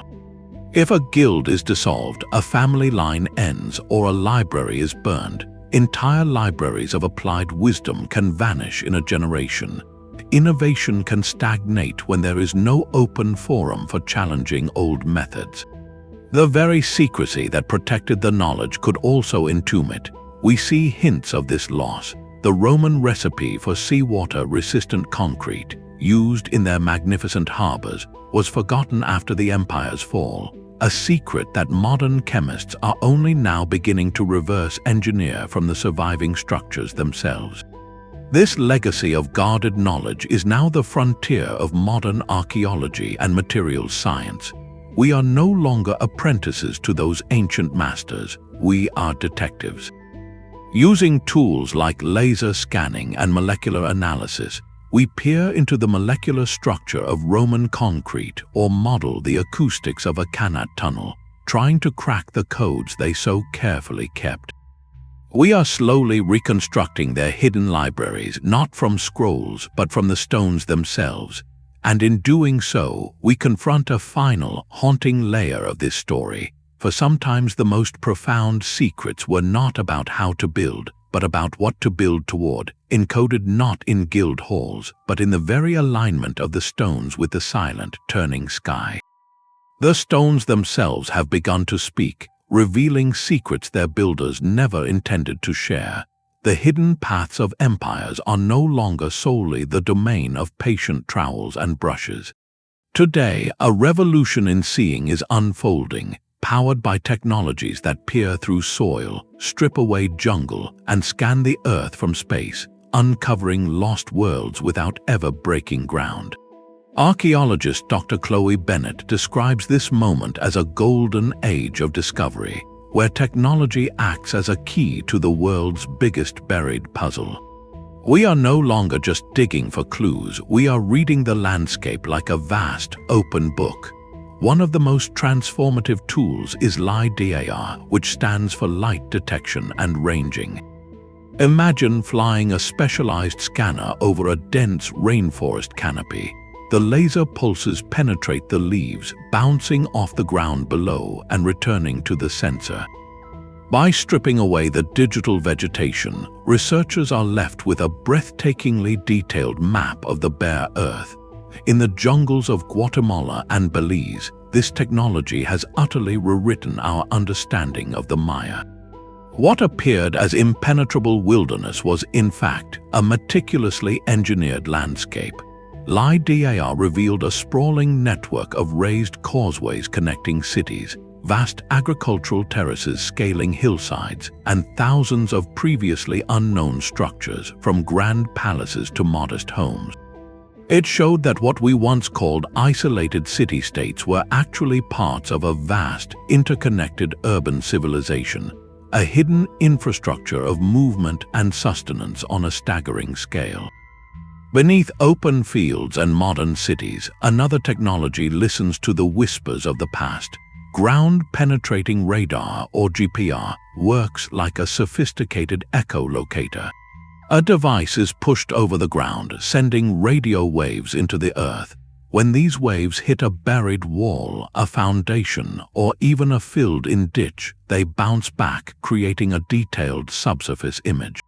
Across the farmlands of Britain and Italy, GPR surveys have mapped the complete layouts of Roman villas, their room divisions, courtyards, and even plumbing systems, all while the crops grow undisturbed above. It allows archaeologists to see the ghostly blueprint of a settlement before a single test trench is dug, preserving the site while revealing its secrets. From even higher above, satellites provide a god's-eye view of history. Multispectral imagery can detect subtle differences in plant health or soil moisture that are invisible to the human eye. A buried stone wall will stress the plants above it, causing them to grow differently. An ancient irrigation channel, long since filled, will retain more water, promoting lusher growth. By analyzing these spectral signatures, researchers have traced the faint, branching capillaries of the Silk Road across Central Asian deserts and mapped the colossal, city-wide water management system of Angkor Wat in Cambodia.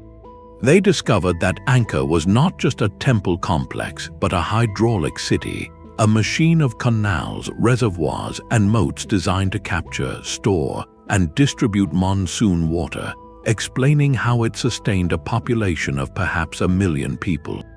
Sometimes the most profound discoveries are made by sensing what we cannot see at all. Magnetometry measures tiny variations in the Earth's magnetic field. When soil is disturbed by digging a pit, lighting a hearth, or setting a wooden post, its magnetic signature changes. By walking a magnetometer sensor over a site, archaeologists can produce a detailed map of these anomalies, revealing the outlines of ancient cooking pits, burial sites, and the post holes of long-vanished wooden buildings. This technique helped map the intricate layout of the Viking town at Birka in Sweden and is routinely used to understand the development of sites over centuries. These tools have led to breathtaking specific discoveries. At Teotihuacan in Mexico, a combined effort using radar and electrical resistance tomography uncovered a hidden tunnel beneath the Temple of the Feathered Serpent.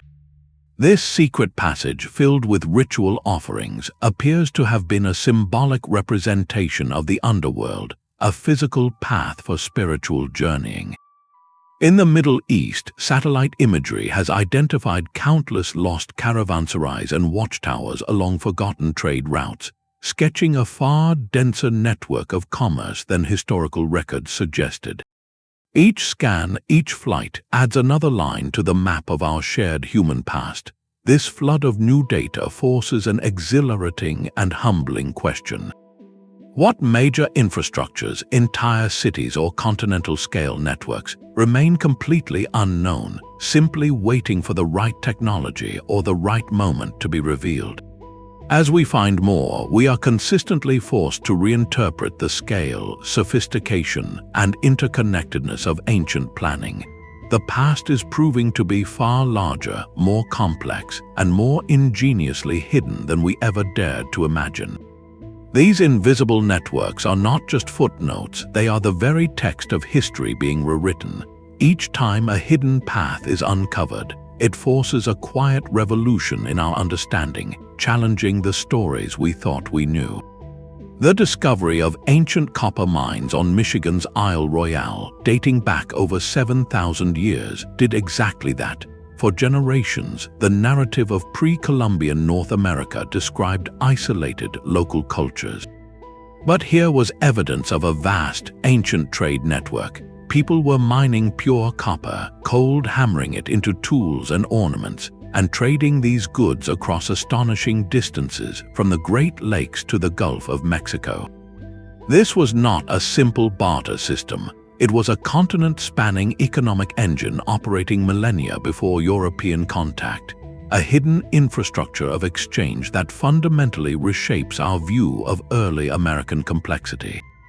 Professor of History Dr. Henry Liu frames it powerfully. Infrastructure is the skeleton of history. When we find new bones, the body of the past changes shape. This is not about adding a detail, it is about seeing an entirely different creature. Take the magnificent temples of Angkor Wat. For centuries, they were seen as isolated religious monuments in a jungle. But through satellite imagery and ground surveys, archaeologists revealed the truth. Angkor was the heart of a vast, low-density urban complex, the largest pre-industrial city in the world. Its true monument was a hidden hydraulic grid, a sprawling network of canals, reservoirs, and ponds that managed monsoon water for a population of perhaps 1 million people. The city was not the temple, the city was the water system, and the temple was its crown. This discovery transformed Angkor from a mysterious ceremonial center into a masterpiece of ecological and urban engineering. Closer to the classical world, our view of Rome has been similarly upended. Historians long debated the economic integration of the empire. Was it a collection of conquered provinces or a unified market? The answer lay in the hidden density of the road network itself. By mapping every known Roman road and calculating travel times, researchers demonstrated that goods and ideas could move with a speed and reliability not seen again in Europe until the 19th century. This hidden lattice of stone was the foundation of a truly integrated Mediterranean economy, a system that bound Britain to Egypt in a shared flow of commerce. Similarly, the quiet study of Persian Qanats has forced a dramatic revision of population estimates for ancient empires. Historians once looked at the harsh, arid landscape of the Iranian plateau and assumed it could only support sparse settlements. But by mapping the extensive, still-functioning Qanat systems, they realized these hidden rivers could support agriculture on a massive scale. The population of the Achaemenid Empire, therefore, was likely far larger, more prosperous, and more densely settled than the old maps suggested. The empire's power was not just in its armies, but in this invisible, life-giving web beneath the sand. Sometimes the revision is intimate, a snapshot of daily life.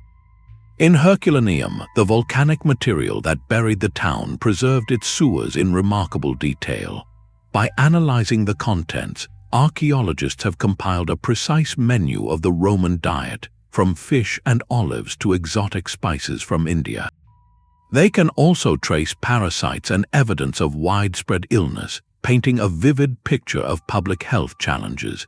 This hidden flow of waste tells a more honest, granular story of Roman life than any imperial chronicle. All these discoveries signal a profound shift in historical focus, from the history of great men and events to the history of systems and labor. We are learning to see the collective genius, the anonymous engineer who plotted the aqueduct slope, the countless diggers who carved the Qanat, the unknown surveyors who aligned the road. This revised view compels a humbling reflection. How much of our current historical understanding is limited by what is visibly preserved? We built our stories on palaces and parchments, the durable relics of the elite. But the true pulse of a civilization often beat in the clay pipes, the irrigation ditches, and the grain silos that time and neglect have erased. To find those hidden paths is to finally hear the voices of the people who powered the world, their ingenuity etched not in marble, but in the silent, enduring shape of the earth itself. The endurance of these works speaks to a legacy of stone, but their creation speaks to a legacy of breath and bone. Every hidden path we have walked, every aqueduct, mine, and tunnel, was first imagined, then carved, by countless hands whose names history never recorded. They were the true architects of the ancient world, a vast, anonymous multitude. Social historian Dr. Aisha Menz offers a sobering lens. We walk on the bones of the forgotten when we study these infrastructures. Their hardship is the mortar. To understand these networks is to also understand the human systems that powered them, systems built on obligation, coercion, and often profound suffering. The sources of labor were as varied as the projects themselves. In many empires, the most common source was war. Captives taken in battle were not just symbols of victory, they were a vital economic resource, a ready workforce for the most dangerous and demanding tasks. The silver mines of Laurion in Greece, which bankrolled the Athenian navy, were largely operated by enslaved individuals, their lives spent in dark, toxic tunnels. Another widespread system was corvée labor, a form of tax paid in work rather than goods. From the peasants of ancient Egypt to the subjects of Charlemagne, ordinary people were required by law to donate a set number of days each year to state projects, like digging the Fossa Carolina, a monumental canal attempt in 8th century Europe. For skilled work, conditions could be marginally better. In Rome, a class of trained freedmen and citizen engineers oversaw projects, and in the Roman army, legionaries themselves were often the builders, as evidenced by the personal graffiti they carved into the stones of Hadrian's Wall, leaving behind not just a fortification, but fleeting signatures of individual presence. Perhaps the most revealing window into this world comes from the rare settlements built for the workers themselves. The village of Deir el-Medina in Egypt housed the artisans and laborers who built and decorated the royal tombs in the Valley of the Kings. Their surviving records, written on ostraca or pottery shards, detail their daily lives, their wages paid in grain and oil, their disputes, and even their strikes when rations were delayed. It shows a community of skilled, state-employed workers, living a life of privilege compared to a mine slave, yet still bound to a relentless, sacred task. The physical cost of this labor is written on the remains themselves. Archaeologists studying skeletons from ancient mining regions find telltale signs: chronic joint damage from years of swinging heavy picks, spinal compression from carrying loads, and lung tissue scarred by the constant inhalation of rock dust and fumes. These are the silent testimonies of the price paid. This pattern reaches a staggering scale with projects like the terracotta army of China's first emperor, Qin Shi Huang. The thousands of lifelike soldiers were crafted by a workforce of hundreds of thousands, likely conscripted peasants and artisans, whose labor was also directed to the emperor's even vaster hidden project, his immense booby-trapped tomb complex. This history forces a difficult but essential reflection. How do we balance our genuine admiration for ancient engineering with a clear-eyed acknowledgement of its human price? The answer is not to dismiss the achievement, but to see it in its full, complex dimensions. The aqueduct is a marvel of hydraulic genius, and it is also a monument to the collective effort, both voluntary and forced, that made it possible. To recognize this duality is to honor the entirety of the legacy, the brilliance of the design, and the sheer human energy required to execute it. The enduring stone ultimately speaks not just of the ruler who commanded it, but of the society, for better and for worse, that was capable of such a monumental collective endeavor. The stone laid by a Roman engineer is never truly buried. It simply becomes the first layer in a story still being written. The hidden infrastructures of the ancient world did not end with their empires. They simply went dormant, waiting to be rediscovered not as ruins but as foundations. We are still building directly upon their blueprints, often without even realizing it. The past is not a separate layer, urban planner Dr. Klaus Fischer reminds us. It is a substrate constantly being built upon and repurposed. This creates the palimpsest city, a place where every new street and sewer is written over an older text. You can see this in the very shape of modern Paris. The bustling Isle de la Cité and the Latin Quarter sit precisely atop the Roman city of Lutetia. The Cardo Maximus, the main north-south road of the Roman garrison, still dictates the alignment of the Rue Saint-Jacques. When you walk that street today, you are tracing a 2,000-year-old survey line. In Rome itself, the monumental legacy of the Cloaca Maxima continues in the most literal way possible. The Great Sewer's original outfall, a massive arched opening in the embankment, still empties into the Tiber River, a continuous function from the era of the kings to the modern Italian Republic. It is a working relic, a piece of 6th century before the Common Era engineering that has never stopped doing its job. This layered reality presents both a challenge and an unexpected resource for modern engineers. In London, crews digging for the Jubilee Line extension of the Underground in the 1990s made a startling discovery. Their tunnel boring machine suddenly ground to a halt, not on bedrock, but on a solid mass of Roman timber and concrete. They had intersected a perfectly preserved section of the Roman river wall, built to protect Londinium from the Thames. The modern project had to pause, carefully document, and then engineer a way around this ancient piece of defensive infrastructure. It was a literal collision of timelines where a 21st century train route met a 2nd century wall.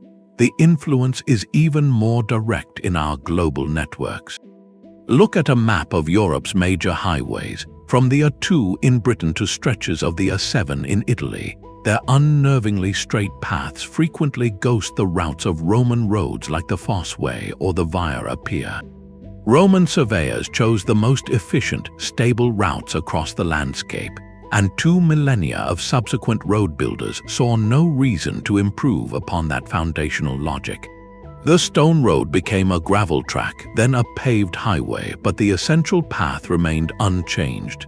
In Iran, the relationship is even more vital. In cities like Yazd and Gonabad, the ancient Qanat systems are not museum pieces. They are integrated components of the modern water supply. These gently sloping tunnels, some over 2,700 years old, continue to deliver clean, cool groundwater to fields and homes with zero energy input, relying solely on gravity. In a region facing severe water stress, these ancient hidden rivers offer a lesson in sustainable extraction that modern well pumps, which can rapidly deplete aquifers, have often failed to heed. The same principle applies to mining. Modern operations from Spain to Wales frequently reopen ancient Roman or Bronze Age shafts, not for archaeology but for economics. Those early miners, with their fire setting and simple tools, identified the richest veins of copper, tin, and gold. Today's geological surveys and core samples often confirm that the ancients were remarkably accurate. Following their hidden tunnels can lead straight to the most profitable ore bodies, making ancient pick marks a valuable guide for modern industrial excavation. Nowhere is this palimpsest more vividly layered than in Istanbul. The city sits atop a geological and historical knot of infrastructures.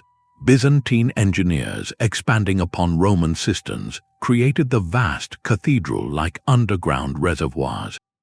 Ottoman builders later repurposed Roman aqueduct channels and added their own elaborate water distribution systems. Today, when a new subway line is planned or a building's foundation is dug, engineers must consult a complex three-dimensional map that includes Hellenistic walls, Byzantine vaults, and Ottoman pipes. Each new project becomes an act of archaeological negotiation. This enduring presence forces a powerful question: in what ways are we still living on the foundation of these ancient hidden paths?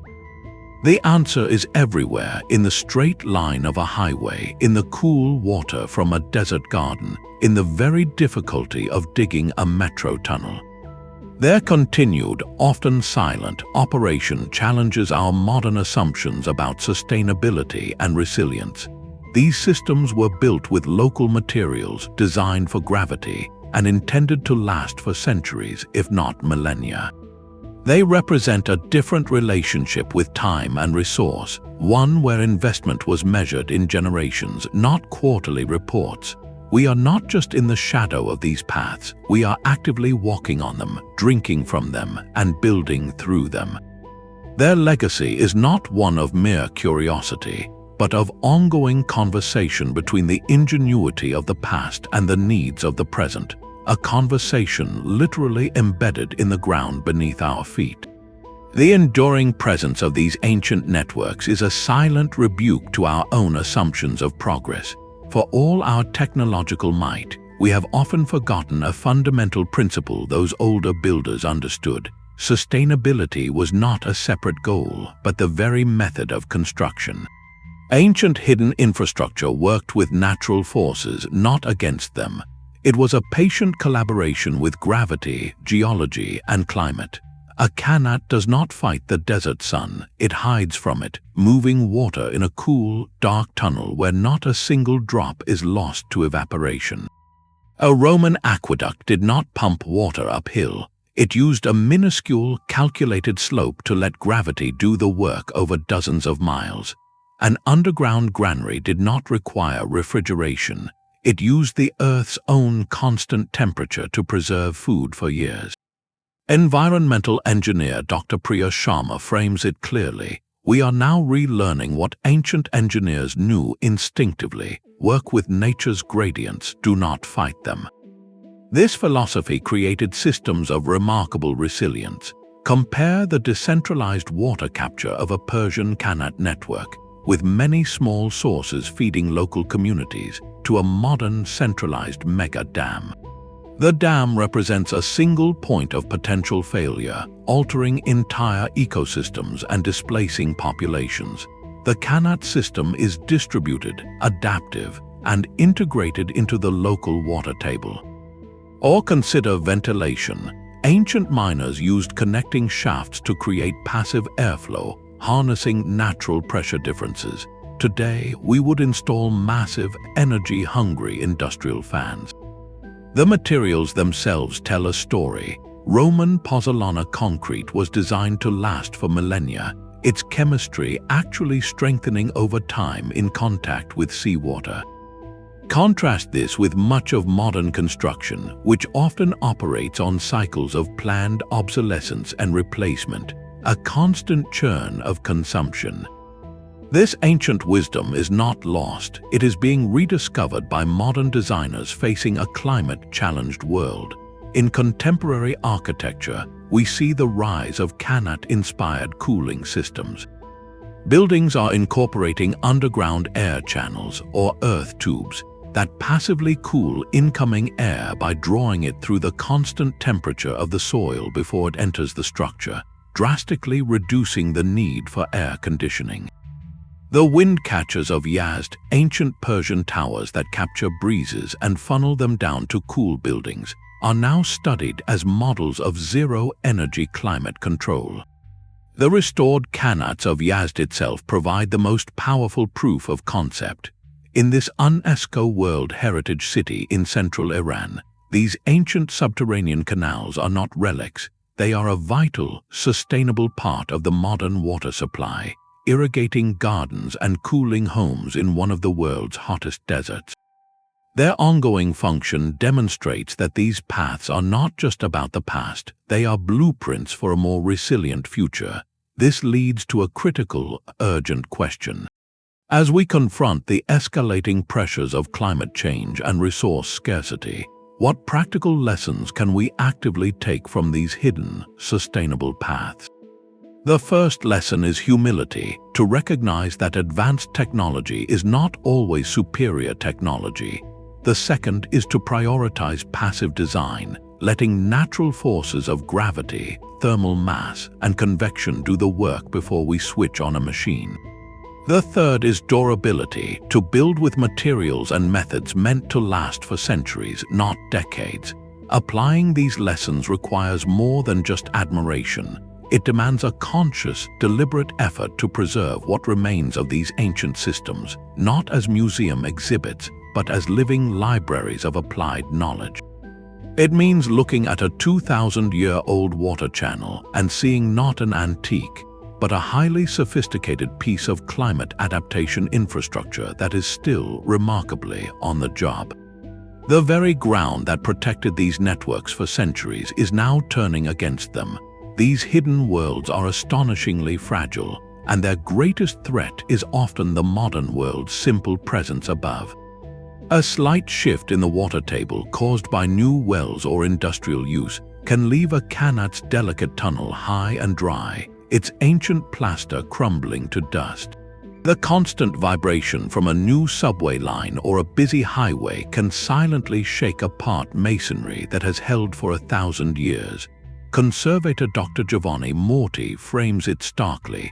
What survived millennia underground is now most at risk when exposed to our modern world. The dangers are both invisible and relentless. Acid rain, born from industrial pollution, slowly eats away at the surface of exposed stone aqueducts and carvings, dissolving their history molecule by molecule. Groundwater pollution from agricultural runoff or leaking fuel tanks can seep into buried structures, corroding metal fittings and staining porous stone with irreversible damage. The pressure is also literal. The deep pilings for a new skyscraper can transfer immense weight through the soil, cracking a Roman sewer vault or collapsing a forgotten burial chamber that lies in its path. Perhaps the most delicate balance is the microclimate.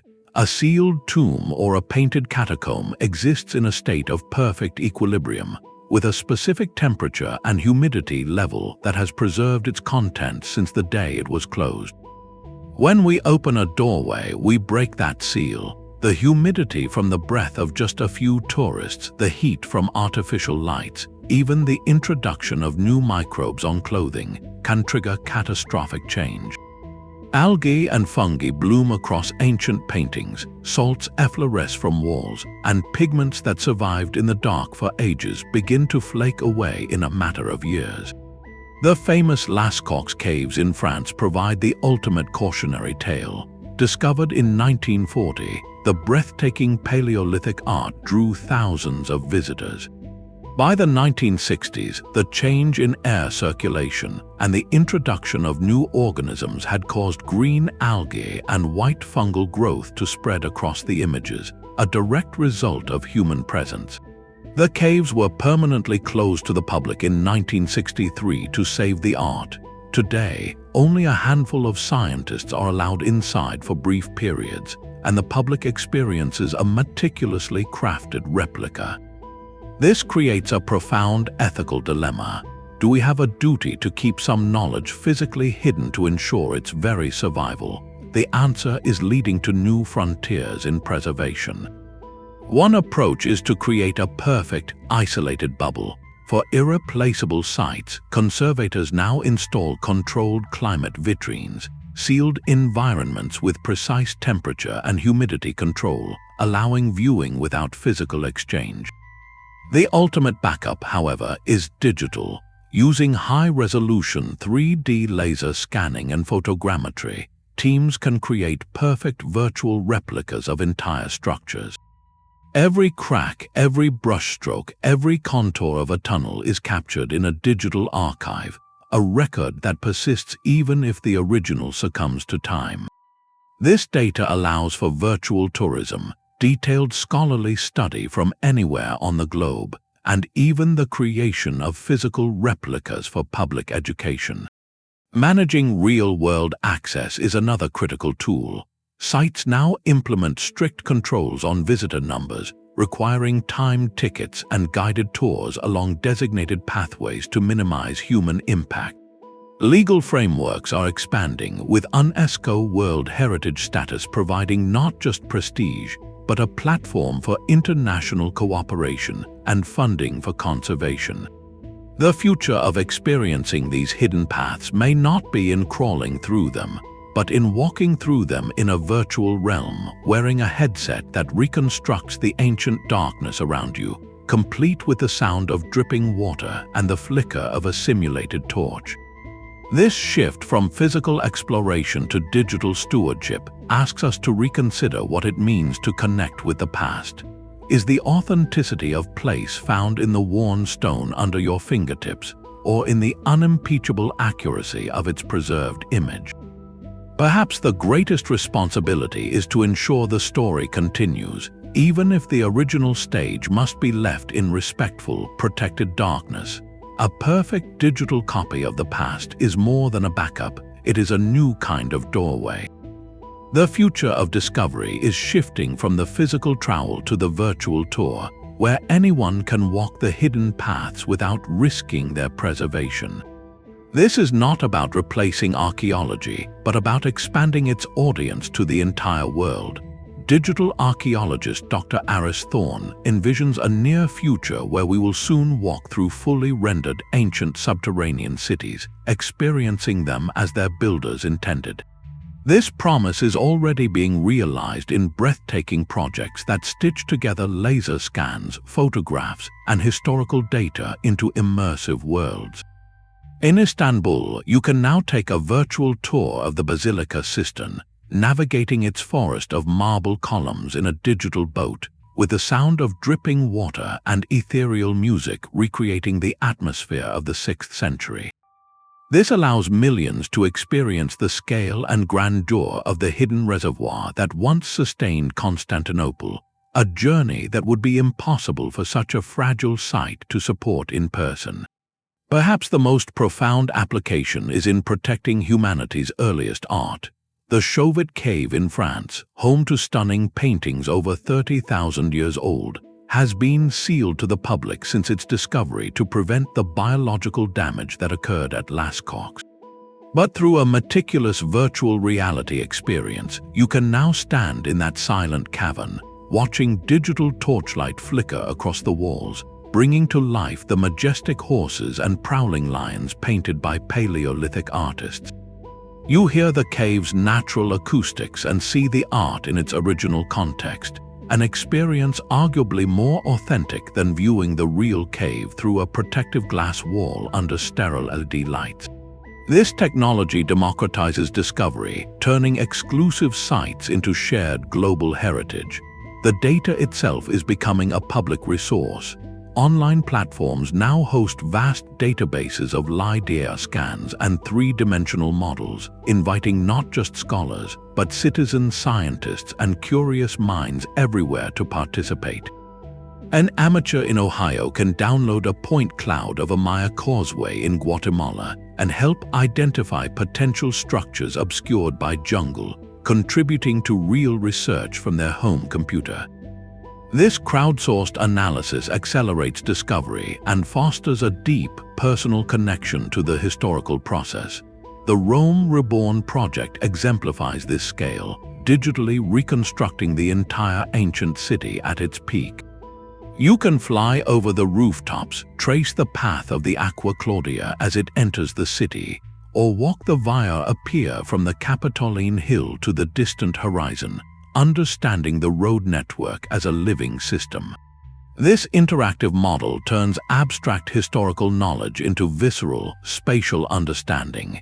Yet this powerful tool carries significant ethical weight, particularly when virtually reconstructing sites sacred to living indigenous cultures.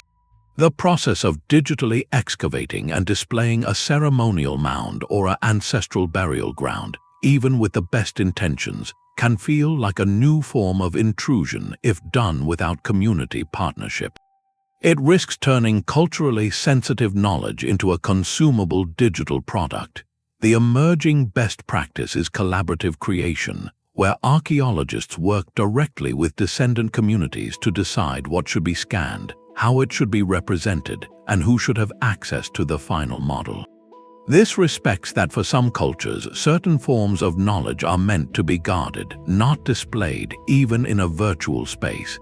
The technology must serve cultural stewardship, not just global curiosity. This brings us to a final transformative question. How will this new, virtual intimacy with hidden paths reshape our relationship with history and the world we build today? When you can don a headset and stand in the Cloaca Maxima, or manipulate a three-dimensional model of a Qanat's twisting tunnel, history ceases to be a list of dates and becomes an inhabited space. You gain an intuitive, bodily understanding of ancient engineering choices, feeling the slope of an aqueduct or the claustrophobic dimensions of a mine shaft. This connection fosters a deeper appreciation for the anonymous labor and genius embedded in our landscape. More importantly, it reframes our own environment. Looking at a modern city street, you might begin to wonder what Roman road or medieval sewer lies beneath the asphalt, what hidden veins of old power still pulse under the surface. Virtual access makes the past a permanent, explorable layer of our present, reminding us that we are always building upon and living within the accumulated infrastructure of those who came before. The journey from physical excavation to digital preservation is not an end, but a new beginning, ensuring these hidden paths continue to guide, inspire, and teach for generations to come. The true monument of an empire was not always the one that scraped the sky. It was the one that flowed in the dark, unseen and essential. Our journey along these hidden paths reveals a fundamental truth. The grandeur above was always underwritten by the genius below. The silent, enduring networks etched into the earth, the aqueducts, Qanats, secret tunnels, and sacred lines, these were not mere utilities. They were the lifeblood of everything else. Economic power flowed through mines and smuggling trails. Military strategy moved through countermines and hidden fortresses. Social cohesion was forged in the shared labor of digging a water tunnel or in the communal refuge of a catacomb. This perspective demands a shift in how we see history. It challenges us to look past the iconic, the monumental, and to develop a deeper appreciation for the functional. History is not merely a sequence of events, of kings and battles. It is a complex, living system of interconnected paths, a vast and often hidden circuitry where power, resources, and ideas were transmitted. The story of civilization is, in large part, the story of its infrastructure, the choices made about what to build, where to hide it, and who it would serve. We stand today, quite literally, on the shoulders of these ancient engineers. Their roads shape our highways, their water principles cool our modern buildings. Their hidden stores of knowledge are now decoded by our digital tools. The legacy they leave us is not just one of stone, but of philosophy. It is a lesson in sustainability, working with gravity and geology rather than against them. It is a lesson in community, recognizing that the greatest projects were often collective endeavors. and it is a timeless lesson in ingenuity, the human capacity to solve profound problems with patience and profound insight. So take a moment to reflect on the hidden systems that support your own world. The water that comes from your tap, the road you drive on, the digital network carrying these very words, they are the latest layers in this ancient story. The past is not a distant country. It is always just beneath the surface, waiting to be understood. If this journey into the depths of history has offered a new perspective, consider subscribing for more explorations into the forgotten frameworks of our world. And we would love to hear from you. Which of these hidden paths, from the Roman sewers to the Persian Qanats, did you find most fascinating? Share your thoughts in the comments.